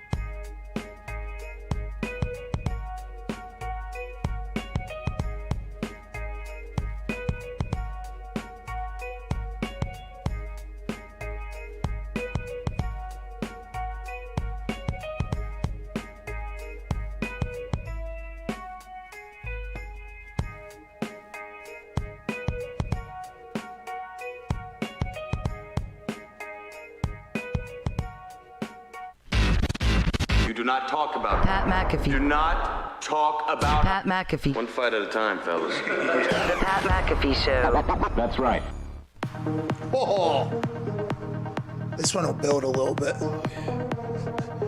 Put starting center AQ Shipley up on the screen because he's going to enjoy this too. Yeah! Oh! You hear this beat, AQ? Yeah, we're in Vegas. Are we in Vegas? Las Vegas! We got to go to a Chris Angel show stat, dude. Did he make it through COVID? I don't know. Welcome back to the Pat McAfee Show. Joining us now is a man who's an undefeated starting center in this 2020 NFL season. Woo! They call him the round mound of man, but they forget that in Western Pennsylvania, he's a Hall of Famer because of his basketball ability. Hell yeah! In college, he won whatever award that gives to the best center in the country that isn't even during the award show. It's the day before. Hell yeah! Ladies and gentlemen, from the Penn State University and the Tampa Bay Buccaneers, AQ Ship. How we doing? It's frozen. Oh, no. It froze up as soon as I introduced you. Show isn't ready for the big, or your phone isn't ready for the big moment. Oh, it's catching up. You're back. I think we're getting there. You're back. You have to feel. It's all about the humidity. It cuts off the internet. Yeah. How is Tampa Bay, by the way? You were in Arizona the last few years, and then Indianapolis before that, and Baltimore and Pennsylvania with all the teams. Now you're down in Tampa. How is the weather down there? It's starting to cool off now. Oh, this guy. Daylight savings really help. Potato phone. Go inside, please. I mean, you're trying to sabotage the show right now. Find some internet. Find some goddamn internet. You're starting center. Are we back? Yeah. Jesus Christ, dude. I don't know what the deal is. Outside doesn't work real well. I don't get it. You know that. Stay Yeah, you do know inside. that. We've had conversations, literally like personal conversations. You on that thing, same exact outcome every single time. I thought I heard Nick making a comment back there. Tell Nick to shut up. You shut up. Hey, Nick, you shut up, Nick. All right? Yeah. You get one win, now all of a sudden you're big tough guy. Holy shit. Those are two hosts of That's Hockey Talk, by the way, our hockey podcast, Nick and AQ. AQ, yesterday you get a chance to start for the first time this year. You weren't on the team during training camp or much of training camp, so yesterday was literally your first in-game action of the year. How'd the body feel? Were you incredibly tired? How about mentally? What were your thoughts going in? Were you worried about the fitness level at all since you hadn't played against anybody for real? Yeah, I mean, we'll start with, I think I'm going to answer backwards here. Okay. I was real concerned about the fitness level because I haven't been taking very many reps in practice up until last week. With the expanded role of the practice squad, I probably should have taken more reps. Yeah. Hindsight. In hindsight, right? But we got into about I think we had like a 10-play drive in the second quarter. Legs were real heavy. Fought through it, and then we were good once we got rolling. But I will say this: the one thing that was really nice, Charlotte's weather yesterday was unbelievable. 70 degrees, cloud cover, nice breeze. Oh, that helped big time. Because man, if we were in Miami yesterday, it would have been a tough one. AQ, hey, how does it, when you get thrust into the lineup, how does that work? Like, does BA come to you? Do you have to have a meeting? Like, was it a big deal?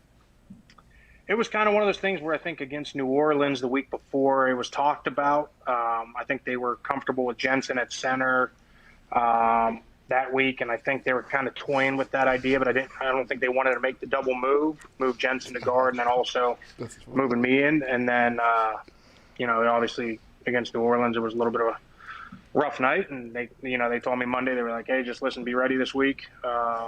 We might make that move, and they ended up going that route. So I think I knew by Thursday, once I got all the reps on Thursday, I was like, yeah, I think this is the way we were going. Allie still had a chance coming off the concussion. I think they were going to do a test with him on Saturday, so I think there was still that little chance that he was still going to be able to go. But Saturday morning it was a no-go, and we were rolling. I think you know BA better than anybody. Maybe. I think you've been in Pittsburgh, you're with him. In Indianapolis, you're with him. In Arizona, you're with him. They brought you in because you know the offense inside and out. We need a vet here this year.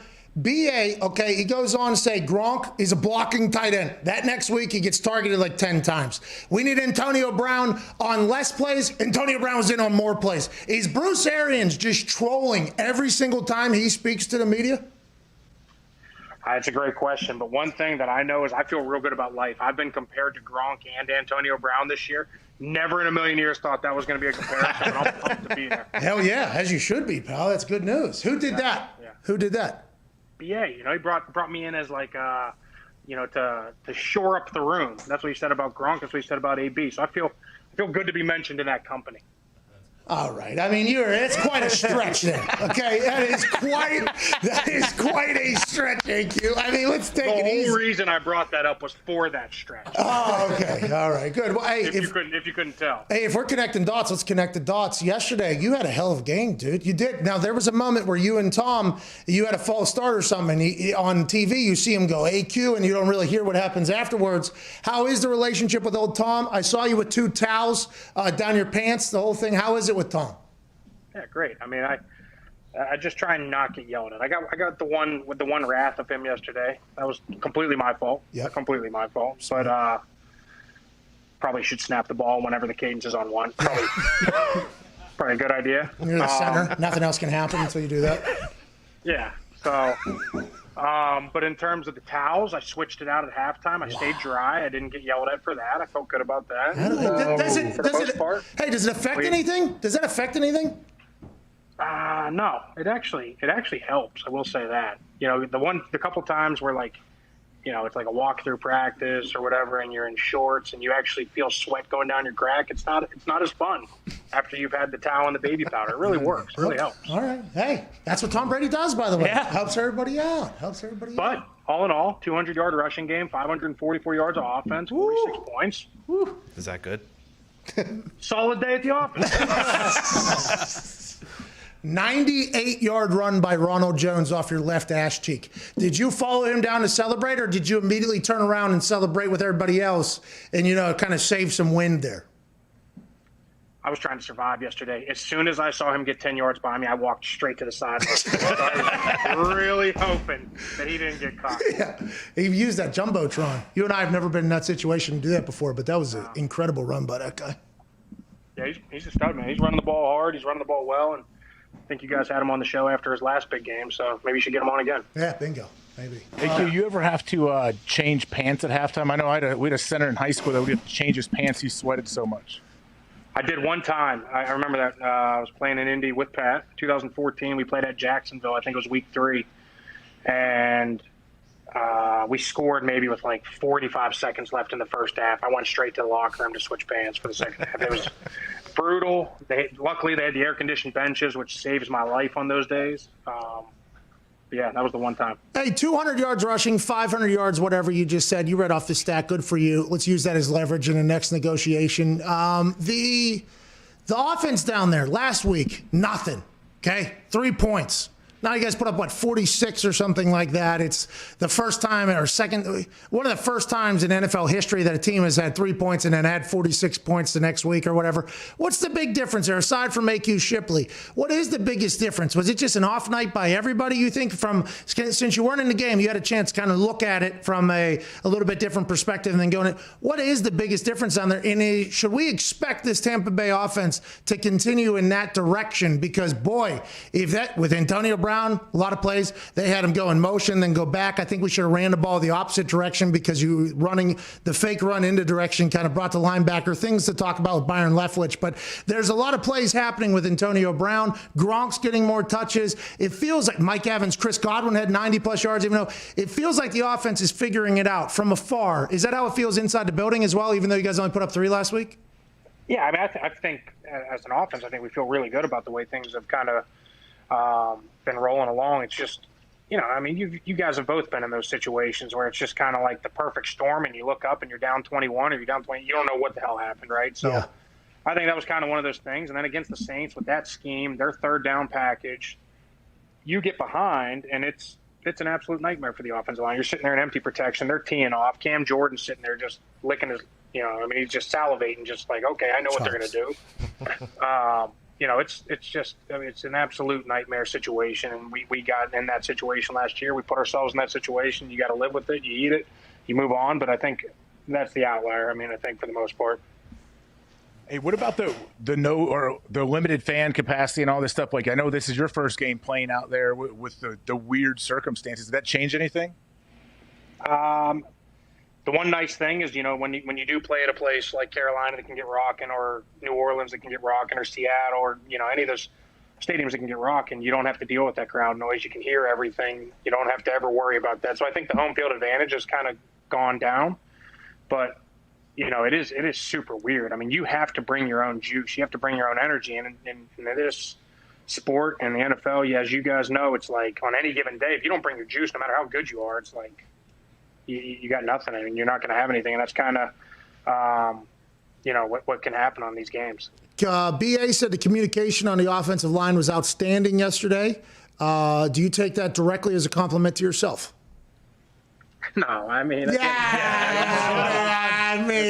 I mean, it's been good all year. It always has been. I don't know kind of where that report came from, but from his mouth. Yesterday we had fun. we had a good group. Jensen did a heck of a job at guard. And, I filled in. I think it worked pretty smooth transition, and we'll keep this thing rolling. All right. Well, I think that's it, man. Nobody has any questions for you. Oh, Connor has a question. I got one, AQ. Last week, Mr. Tom Brady actually tweeted at Pat. Did he ask you anything about that? And when are you going to help him get on the show? That's a great question, Connor. That is a great question. I saw that tweet. I saw how excited you were about that tweet. What? Dude, I didn't even reply for 24 hours, bro. Fucking relax, dude. And then you came with a book of a tweet. Like, hey, Tom, that was really nice. Thanks for sending me the glasses. I don't want you to nice glasses. Do one of those guys. It's really the only chance that I get to maybe him see a message. You know what I mean? You got to take advantage of it, pal. You know what I mean? Well, you seemed real pumped. I think anybody that read that saw how pumped you were. All right. Come on. He's the GOAT. This guy. All right. I'll put towels on if I have to, bro. Yeah, I mean, but I don't know. Yeah, I mean, I'll ask him about it. No, don't. The times we're too far gone now at this point. In fact, yeah, it's too far gone. In fact, he didn't earlier, by the way. Says a lot. That's Perfect. fucked up, kind of. Perfect. I wasn't planning on asking him about it one bit anyway. Oh, come on. You're so cool, dude. You are not the representative of the show. We won. Yeah, exactly. Don't need it down there. AQ, keep it going, pal. What do you got today? You off? Yeah, we're off for a couple days. Nice. You got a bye week? I didn't know that. Now we got Monday night game. Oh. Against who? Rams. Oh. Hey, gonna have to get pressure on Goff. Tell the boys, you don't get pressure on Goff, he'll sit back there and play darts, pal, all damn day. Aaron Donald, too. Oh. Easy with the Aaron Donald comment, all right? Hey, now, we don't know what your status is for Monday night against the Rams or whatever, but if you are playing, there's a guy, 99, going to be right over top of you probably the entire game. Just some cheese pizza, you'll take him down. Yeah, he does like Pizza Hut pizza. He likes the no cheese, but the no put cheese the on no it. sauce Yeah. cheese pizza. So something to think about. You played against him when you were with the Cardinals. Why is he just so much different than everybody else in Aaron Donald? I mean, he plays at a different speed. I mean, I think when it's all said and done, you're going to look back and say this guy was the best D lineman ever to play the game, right? I mean, it's just really. He's super athletic. I mean, you guys see it. I mean, there's games if you don't stop him early and he starts feeling himself, it can become a nightmare real quick. I mean, he can turn it into a 3 or 4 sack game. He's an absolute game wrecker. He's one of the few guys that plays that position almost like he's a defensive end. He can kind of keep his feet and his hands moving at the same time, whereas a lot of these bigger guys, it's kind of once they make that initial move, they stop their feet, and he keeps it rolling the whole time. Arizona yesterday had one of the best plays we've ever seen in our entire life. Kyler Murray, you were with him last year, obviously. Now he's in his second year. It feels like he's only getting better. What was it like kind of watching him for the first year when you were over there in Arizona? And did you see the play? And holy hell, what an awesome catch. Yeah, it was incredible. I mean, I saw it as soon as I landed last night from Charlotte. And I mean, he's a stud. I told you guys that last year. I mean, he's one of the best talents I've ever seen. And I think I said something along the lines last year where it's like, once he figures this thing out, he's only going to just continue to keep getting better. And I think you've seen a tremendous improvement from year 1 to year 2. Those guys trust him. They love him out there. And he's running the ball a heck of a lot more than he did last year, which, I mean, he's got that threat, and so why not? And it's been pretty cool to watch. He was in shotgun last year a lot, right? Yeah, a lot of shotgun. I think 99% of the time. I feel like your shotgun snap's pretty good, dude. Pretty good shotgun snaps, man. Thanks there. Appreciate that. Do you go all the way to the butt? Like, is it just like a touch thing? You throwing darts out there? Oh, good question. I do. I don't know. I think I just keep my wrist locked, and once my elbow hits it, I let go. That's all I do. Second nature at this point. Yeah, smart. Ladies and gentlemen, AQ Shipley. Oh, don't hang up. Don't hang up. Yeah. Big golf fan. You missed the end of the Masters. Yeah. How was it? Was it a good Sunday? No, Dustin just walked away with the whole thing. Tiger's putting up a 10 was a pretty magical moment, obviously, for ratings. Yeah, but then he birdied 5 of the last 6, which is pretty incredible. I know, and the guy's just got a lot of grit, Who, Tiger? Tiger. A lot of grit. You still got your grit chip, pal? I think I got it somewhere. Yeah. You proved that yesterday. I got a chain link somewhere, I think, right? Oh yeah, don't be the weakest link, dude. Don't be the weakest link. Goodbye, AQ Shipley. See you, dude.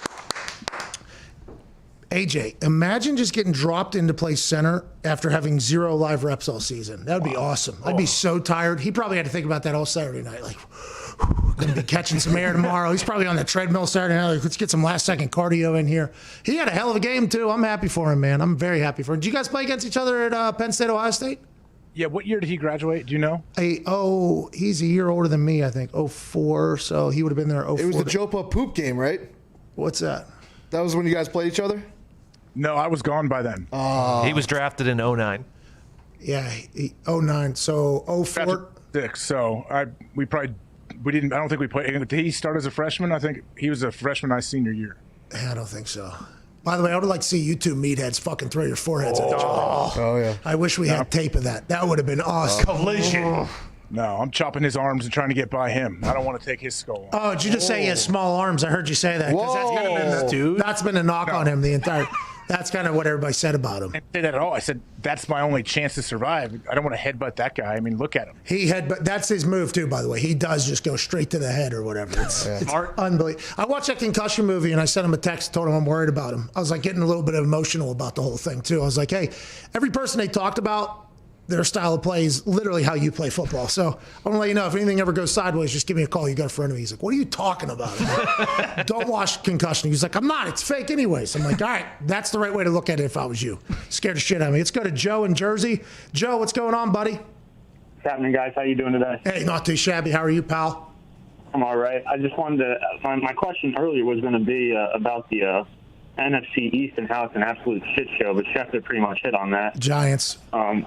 Yep, exactly. My next overreaction would be: would you say Tomlin could be get out of the way coach of the year this year with the way that he's winning? He's finding ways to win off the run. Defense is taking over. They're taking the ball away, and just based on the way that he wins, he just finds a way no matter what. Great question, Joe. I do believe Tomlin should be in the discussion for Coach of the Year. He's undefeated. I assume he will be. The guy never gets enough credit or respect for how well he does. I believe we probably have some breaking news. Tone Diggs just raised his hand in super excitement. Not excitement. Not excitement. Saints quarterback Drew Brees has multiple rib fractures on both sides of his chest and a collapsed lung on the right side. That's tough. No. That is not good. Drew Brees took a massive shot yesterday, although a lot of D linemen who played the video back asked, what did you want us to do? He actually landed on his side. Whenever Drew went to the sideline, he was talking to Sean Payton. You saw him pointing at his ribs. Then when he doesn't go back on the field, you assume automatically, okay, this has to be something pretty serious. If they didn't think they could just shoot it up to numb it to get through the game. Multiple broken ribs and a collapsed lung. T's and P's of Drew Brees. That is not great news for the New Orleans Saints or for Drew Brees. Now the attention will turn towards Jameis Winston starting or Taysom Hill starting. Adam Schefter told us basically last year he thought Taysom Hill would be the starter, but inevitably they picked Teddy Bridgewater over Taysom because of how much they liked what Taysom Hill did outside of just being on the offense. They like the special teams play. They like the gadget plays. If you put him at quarterback, he can't do any of that. That might limit their playbook. But now if it's Jameis Winston, I'm excited to see what Sean Payton does with Jameis Winston, who we have to say did get LASIK surgery and can see his teammates for the first time his entire career. That's big breaking news out of the NFC South, AJ. Wow. Okay, so if Sean Payton, though, he has made the comment in the past that old buddy's his next franchise quarterback, right? Yeah, he said that he's Steve Young and he's his next franchise quarterback, and they paid him like $17 million or something like that. So if Taysom is your guy, then he starts this game, doesn't he? If you weren't lying to us, he's your guy. Same conversation as last year. This is the same exact conversation as last year when they put Teddy Bridgewater in. Teddy Bridgewater won 5-0 or whatever, and then he obviously makes a lot of money. But we said every single week, why wouldn't you put Taysom Hill if he's your Steve Young, if he's your guy? Now, it has to be said yesterday, although Jameis Winston came in and was the passing quarterback, Taysom Hill took a lot of snaps yesterday at center, or at quarterback. Now, 2 fumbles, 1 fumble lost, kind of in a awkward ball handling thing with a run-pass option situation there. But you're right. Why wouldn't you put in Taysom to be your quarterback if you see him as your future quarterback? Last year you had a chance to have 5 games with him to kind of get a little test to see if he could be your guy. Now, multiple broken ribs and a collapsed lung. I assume that's going to be a few weeks. I'm not 100% sure. I'm no doctor, but that sounds pretty serious. Going to be a few weeks at least. You can get a chance to see the guy, or you pay Jameis $1 million. Let's see what we got with him. I'm excited to see what Sean Payton does with that offense. I think it's going to revolve around, we'll just shuffle the ball over to Alvin Kamara because nobody can fucking tackle that guy. Yep. That seems like that's probably a good offensive strategy. Yeah, and Taysom is the second highest paid backup quarterback, even though he does everything at $10.5 million a year. There it is. I thought it was $17 million. $16 million is guaranteed. Oh, jeez. So he got paid $21 million, $16 million guaranteed. I mean, even if whoever's playing quarterback there, think about it though, Pat. Can you hear me? Yeah. What's up? Oh, nothing. I was talking while you were talking. I couldn't hear anything. But even whoever's playing quarterback, the plan doesn't change. You think their offense changes at all? No. Give the ball to Alvin Kamara however we can. By the way, it's a great offense. And I like to think, because everybody acts like they're playing backyard football whenever a punter gets juked by some world-class athlete. They're like, he just got juked or whatever. I like to think of it as backyard football then. If that's how we're going to judge things, let's just judge it as if it's backyard football. Could you imagine having Alvin Kamara on your team? That'd be pretty awesome. That'd be pretty cool. Help out a lot. All right, here's the play. All right, you're going to snap it. They're going to get to 2 Mississippi maybe, and we're just going to pitch that sumbitch to this guy, and he's going to shake everybody on the field and score a touchdown. That would be awesome. It'd be amazing. But if you have Jameis Winston, don't you? I mean, there's a little more opportunities for play action, throw a couple bombs. I mean, like that part of their offense really doesn't exist right now. I mean, well, they were trying to work it back in there whenever Drew Brees was getting mocked by everybody for not throwing the ball down the field. Remember that next week, Sean Payton was like, oh, we're going to take some shots. And he hit a couple, and he missed a couple. And then the next week, they tried it again. With Jameis, with those new eyes, that guy threw for 5,000 yards last year, couldn't see a fucking thing. Let Jamie spin it. Listen, Jim Winston was potentially a starter this offseason when Drew Brees did an interview. Should have been. Yeah. Now we get a chance to see how this whole thing plays out. Jameis Winston might make himself $20 million a year, just like Teddy Bridgewater did last year. And now this is not T's and P's to Drew Brees, by the way.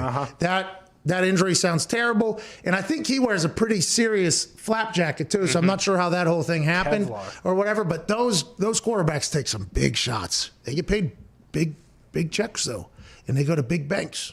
That's just part of the whole thing. Collapsed lung. How many lungs you got? 2? Yeah, that's it. What's the deal? Everybody talks like, oh, punctured lung, not that big of a deal. Collapsed lung, not that big of a deal. It's like, what happened? And they work as a couple. They work together. Oh, so they tag team each other? Or I believe so. Tag Yeah. one in, The other tag one out? picks up the slack. And when the one collapses, how come they just send like people go over there and just like take a plunger and like bring it back? They Like, just inflate it. how's it work? How do the lungs? Because we went to high school with a kid who had a. What was that, dude? We went to high school with a kid who had a collapsed lung in a game, and they just reinflate it, and then you're out for a couple Wait, weeks. blow it up like a send something balloon. down like a bed, like a air mattress. Exactly. And you got somebody just stepping on it. Yeah, it was like in Space Jam, right? And then they check the PSI, and then they puncture it. You know what I mean? With the thing. Oh, too much. They really just inflate it back. Do they just send somebody down there? I don't know the procedure, but I just know they reinflate it. That's terrible. It's not fun. AJ, you ever have a collapsed lung? No, I've had a bruised lung, I guess. But no, What is a bruised lung? Did you have to relapse it? No.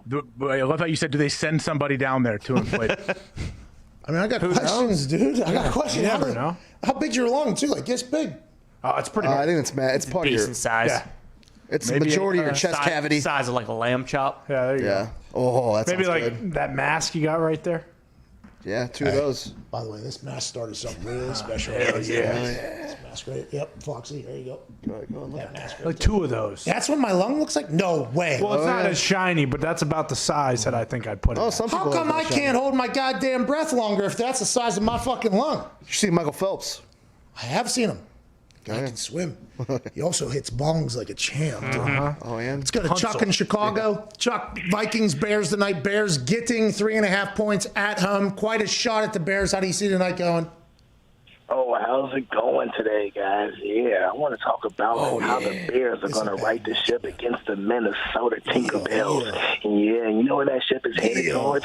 It's headed towards Tampa Bay for Super Bowl 55. Let's go. Yeah, Chuck, I like that. Macho Man Chuck, not to be outdid by actual Macho Man. Yeah, from Chicago, though. Yeah, we got Chuck calling in from Chicago. Yeah. Yeah, get a little touchy on the Nothing better than a big disappointment on the phone, Bet. Yeah. Big disappointment, but I gotta tell you, I've been thinking. The Bears might be a good bet tonight. Yeah. Oh, hell yeah. Oh, God, that's such a good Macho Man there. I'll tell you what, shout out to Chuck, because to do the Macho Man, you got to really beat the fuck out of your throat. You got to get down there. Allegedly, that was how he spoke all the time. Like, that's not just like on air. Like, Macho Man literally spoke like that behind, like, you go, hello, he's like, hello. Yeah, like the whole thing. His voice gradually became that over the years because he would just get deeper and deeper into it. So, hey, Mach, how are you? Yeah, doing really well. Yeah, thanks for asking. Oh, man. There's a Tennessee Titans fan who calls it, he's like the Macho Man Titans fan. He cuts a video and he comes in every time like doing the fool. Ooh. He has the fool thing on there. It's pretty good. It's pretty, Macho Man is one of those impressions that automatically brings the people to their feet. If Yeah, the all-time top 10. Yeah. Let's go to Matt in Pennsylvania. Chuck in Chicago gave it a good go, though. He just had no idea that on the other side there is a very good one coming up. There. Something to think about. What do you want to talk about, Matt? Hey, how's it going, Pat? AJ, big fan. First off, I haven't watched wrestling since it was WWF, but I'm telling you what, that Peter Dunne guy is now my new favorite person in wrestling. Bingo. Yes. Pete Dunne, Danny Burch, Oni Lorcan, great dudes, incredibly intimidating. We're terrorizing NXT every Wednesday night, USA Network, 8 p.m. And I appreciate you for watching, Matt. Welcome back to wrestling, by the way. It's only going to get better here the next few weeks. I promise you that. Hell yeah. It is awesome. Secondly, yesterday, Pittsburgh kicked the ball. Boswell kicked the ball off. It hit into the end zone. Cincinnati fumbled the ball around. Pittsburgh ended up tackling them in the end zone. Bob Spillane signaled it was a safety. What was the issue with that? Why wasn't it a safety? They kind of cut the commercial break and didn't show a replay. Yeah, it was crazy. Commentators didn't describe why that is. It turns out the rule is you have to have possession and then lose it for that to be a safety. You see it a lot where a squib kick will go, it'll hit somebody, it'll go into the end zone, and they'll just kneel it down because as long as you don't have possession, it's not deemed anything. Now, the fact that the Cincinnati Bengal returner gained possession, then tried to run with it, made a lot of people change and think it was different. But if he was to gain possession, leave the end zone, then run back into the end zone, then it would have been a safety. But and willingly run back into the end zone, by the way, not like clear the end zone, get tackled back into it would be a safety. So that's just considered a muff, basically. And in kickoffs, a muff can go into the end zone and kneel down for a touchback. You have to have possession. Standard NFL rule, by the way, wasn't talked about at all. Just go to a commercial break. Everybody's confused. Steelers fans are pissed off. It's great. It's great. It's really good. That's yesterday. God, these commentators. Hey, it's a tough I got day a question for you. Yeah. Pat, can we go back to the Kyler Murray last play for a second? Absolutely. I know we're wrapping up. I don't know if there's a picture, if anyone has a screenshot of the from a wider angle, but the Bills were screwed no matter what. Like, they weren't playing right. They had three dudes all in there. Okay. If you saw number 17, Isabel, I believe, on Arizona, was standing there for the rebound to where those are usually tipped upward. Like, Hopkins will go up, it'll get batted around. You have to have a defender boxing that guy out. You got to start playing basketball where they can't all be going for the ball. You have to have at least one guy boxing out. Isabel is right to the right of this. If you look, you can't see it in this picture, obviously, but he's over there. And they were screwed no matter what, I feel like. Well, it's also, they had like three guys taking underneath routes too. So they had like, I think. So, real quick, they didn't jam Hopkins at the line. You got to jam him, and then you got to have a little spy. You flush Kyler to the side that he got flushed. It's exactly what you want to do, but you have like a spy then that runs to pull him up so he can't sit there and crow hop and throw the ball 60 yards downfield. There was so much that happened there because normally in those Hail Mary-like situations, your one defensive end will go out on the stud wide receiver. Said defensive end will give a shoulder or a forearm right to the chest of the wide receiver and then run in and do pressure where you have three people or four people rushing, trying to flush the quarterback out so he has to throw across his body. But then there were some linebackers taking some underneath routes, and I guess that, I don't know. There was a guy doubled in the flat. Yeah, there was a lot of decisions there, but the guys that won up, by the way, you had the one guy that was trying to bat it and then the two guys trying to get it. But the box out on Isabella, I didn't see that. So, I mean, that's a tough way to lose a game. We had one of those against us. I think Nuke. I think it was DeAndre. Oh, no. At the end of the half, going at Houston, end of the half, they threw one up into the corner of the end zone. We had two guys. He just went up there and said, "See you later. How you doing? Keep it moving." And then we jog into the half, and Chuck's like, "What the fuck?" You know what I mean? It's those Hail Marys. They are so rare. But boy, when they happen, it's electrifying. And it almost looked like they're locks to happen too. Every time I watch, I've said this a few times because I would like other people to watch it in the same fashion. When I watch the replay back and they have like a side shot on DeAndre, he knows he's catching the ball. It's insane. He like very, very confident, not just a little, very confident that he's going to go get it. It's a beautiful thing. It was a beautiful play. Yeah, Isabella gets that ball if it gets tipped. You're 100% right. 33 is probably supposed to box out there. Absolutely. You're screwed, right? Like, that's set up exactly how you want if you're the Cardinals. Commentators told us that. Oh, yeah. I'm joking. I don't know who was calling that game. I don't want every commentator to feel like I hate them or they suck. In my eyes, now granted, they probably get told that by a lot of people. Everybody does, because if you're a commentator, you're going to piss off somebody. That's just the way it goes. But it feels like there is just a universal thought that these commentators stink, some of them. It's like, yo, figure it out. Figure it out. All right, Overreaction Monday, November 16th is wrapping up here on Mad Dog Sports Radio, Channel 82, Sirius XM. Chris Mad Dog Russo with Mad Dog Unleashed will be happening in 30 seconds. His show will be much better than this one, I assure you that. AJ, any final thoughts for the people listening on Sirius XM? Big Monday night game. I'm taking the Vikings. I think they cover the 3.5. Fuck. Hell yeah. Come on. Hell yeah. You're done. All right. Chris Mad Dog Russo is next. This has been the Pat McAfee Show, Sirius XM, Channel 82, Mad Dog Sports Radio. You have about 6 minutes, so go to that bathroom, light a little fire, and take a shit. Don't let a fire in your bathroom. Thank you. Don't let a fire in your bathroom. Don't light a fire in your bathroom. Maybe a candle. Maybe a candle. I guess with the smell. Maybe some of that poopery. Remember? Yes. Oh, Nice. The poopery.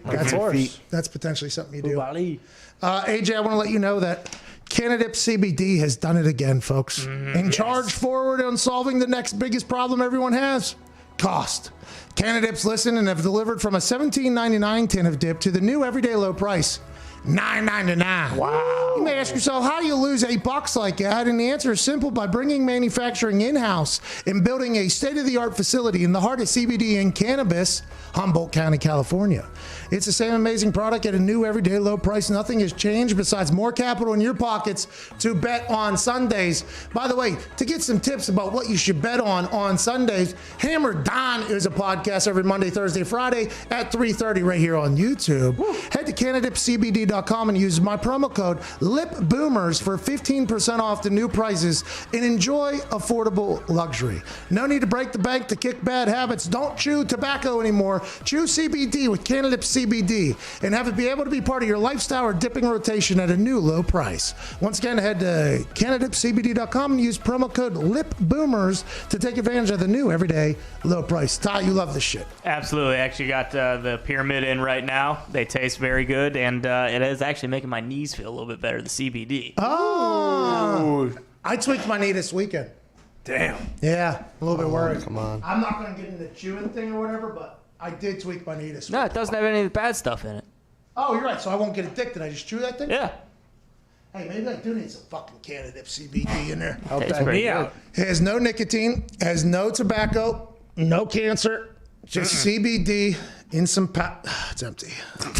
I was going to put it in, but I hockey pucked this thing the other day and fucking took the... See that? It's a big dent. Clap bombs, bro. Beware. You really like the Vikings tonight, AJ? What's that all about? Yeah, I think I do. I have a hard time trusting Kirk Cousins and what he does, but I have a sneaky feeling that he does all right. I think Dalvin Cook, he kind of continues. I don't know if he's going to rush for 200 and have 3 touchdowns, but I think he's going to have a solid game. I took the Vikings on Friday as a part of my Hammer Don picks, but I immediately after the show said I would like to be able to reconsider that bet if new information becomes available on Monday. And everybody agreed, cool. Hammer Don is a democracy. It's very nice of them.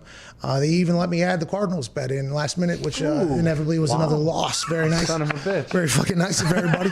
Maybe you need to slow it down a little bit, not pick every fucking game, Pat, as your favorite pick. But, that's going to happen to you every once in a while. I was on the Vikings just strictly because of how they got hot. And whenever you talk to people in that building, they're like, hey, we love the vibe in here. We like the way. So whenever things start going good, that can potentially continue to happen. But, I mean, the Bears' defense is what they're good at, Really good. So then you start thinking about the Vikings' defense. I don't know much about it. I know they got some players, but I don't know much about the Vikings' defense. Is Dalvin Cook going to be able to score on that offense more than Nick Foles is going to be able to score on that defense? And that is football, my friends. And that's why I should be a commentator. Were you thinking, Connor? You were about to say something? There is something to be said about Justin Jefferson because Adam Thielen came on the show a few weeks back before they played the Seattle Seahawks. He goes for 8 catches, 90 yards, and 2 touchdowns. Dalvin Cook comes on the show right before they play the Detroit Lions. He goes for 200 yards, 2 touchdowns. Go on. Justin Jefferson tonight is plus 1,200 to score 2 touchdowns. Something to think about sprinkling a little juice on. Hey, those are trends right there. Those are trends. You hear that? And guess what? 100% of the time, those guys score 2 touchdowns. And by the way, we, especially when it's Minnesota Vikings, we are a trend team in a stat team only if it's 100% though. Right? Like if there's an outlier, if there's a potential, there's 0.0005%, like we believe, we don't, it's not a lock. Shut it down. It's not a lock.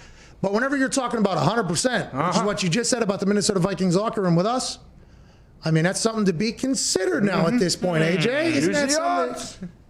I mean, it is definitely something to take into consideration, but does the small sample size have you worry at all? Oh, small sample size. 2 of their 5 offensive skill position starters. It's almost half, dude. Yeah, it's 40%, dude. You want 100%? Primetime Kirk, 0-9 on Monday night. I love that. God damn it. Gonna be 0-10, baby. Yeah, it can be. Failing to cover by an average of 9.5 points per game. Stop! Enough! Get Alvin to the showtime. Cook, 35 yards on 14 carries last time against the Bears. Stop! To Jefferson even more. But they won in Dallas last year, so and in New Orleans. So what do you think, AJ? Is that changing it?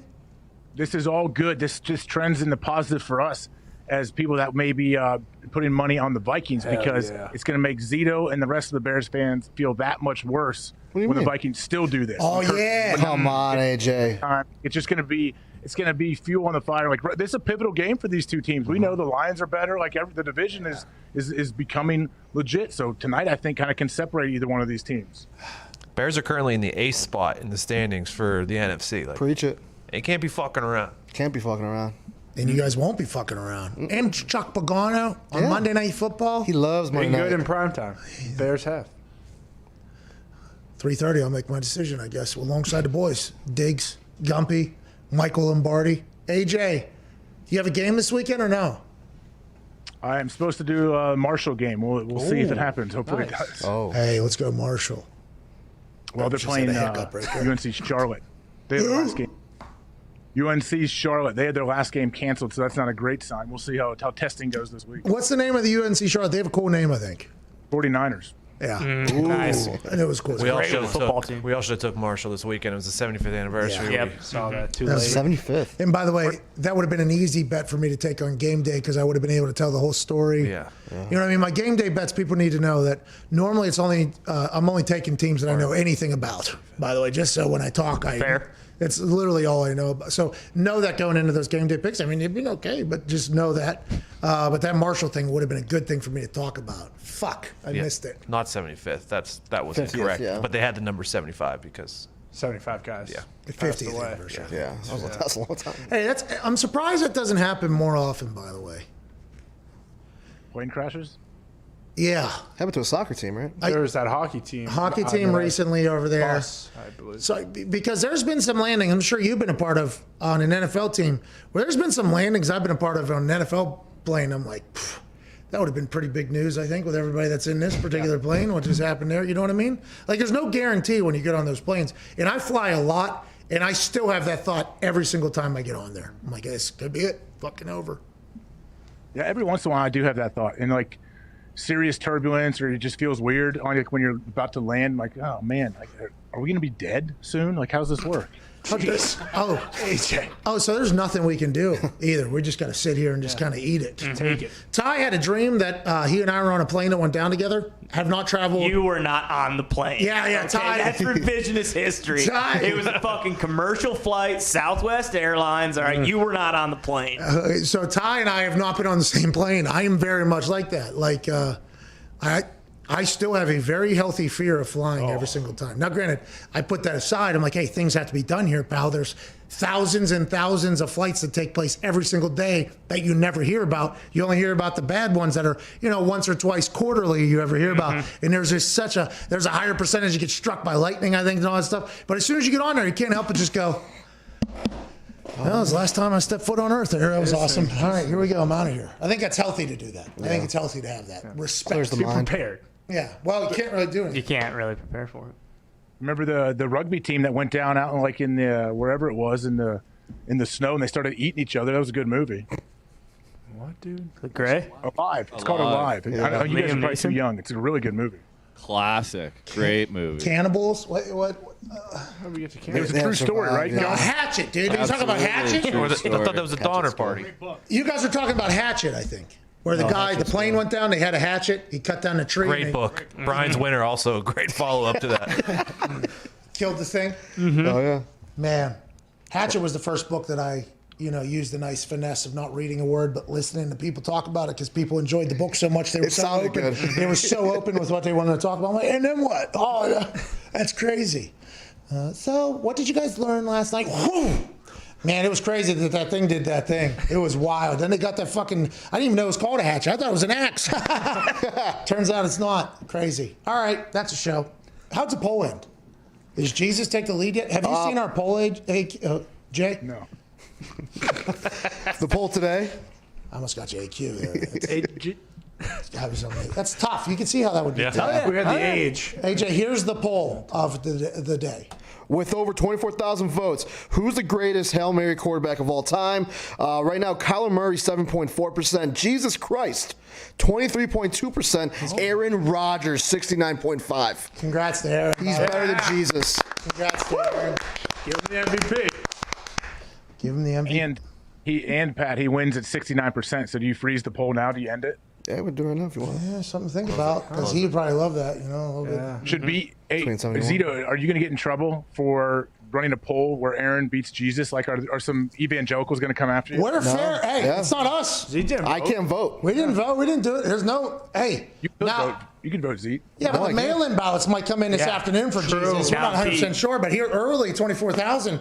Everybody's favoring Aaron Rodgers in those two deep balls. Now listen, we were very pro Jesus' Hail Marys. Yeah, absolutely. He used to go deep with. He's on your desk. Yeah, bingo. Look at this.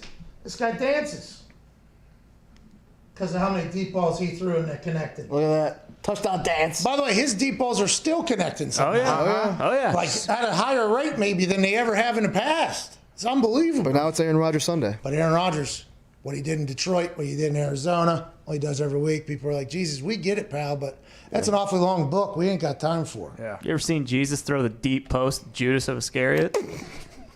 People forget. Mm-hmm. People forget fucking. Go ahead and hit that thing, dude. Oh, hit him with that. Hit that thing, dude. Do the Jesus. Listen, if Jesus is your guy, I'd recommend you get to that poll as quick as possible. You go vote. Our guy's taking the lead pretty mightily. Yeah. At the moment. And everyone in the comments keeps pointing back to look. Jesus couldn't get it done against Pontius Pilate's defense. So until he can do that. Jesus took him out. But he couldn't, and that's why. The Italians did. That was quite a defense they set up against Shut Jesus. him down. Yeah. They got paid, though, to do it, allegedly. Yeah. But the Italians, you pay them to rig a game, they're going to take care of it. Ain't that right? Yeah, 1,000%. You want the job done? Get it done for you. Don't matter if God's helping you. That's the show, dude. That's the show.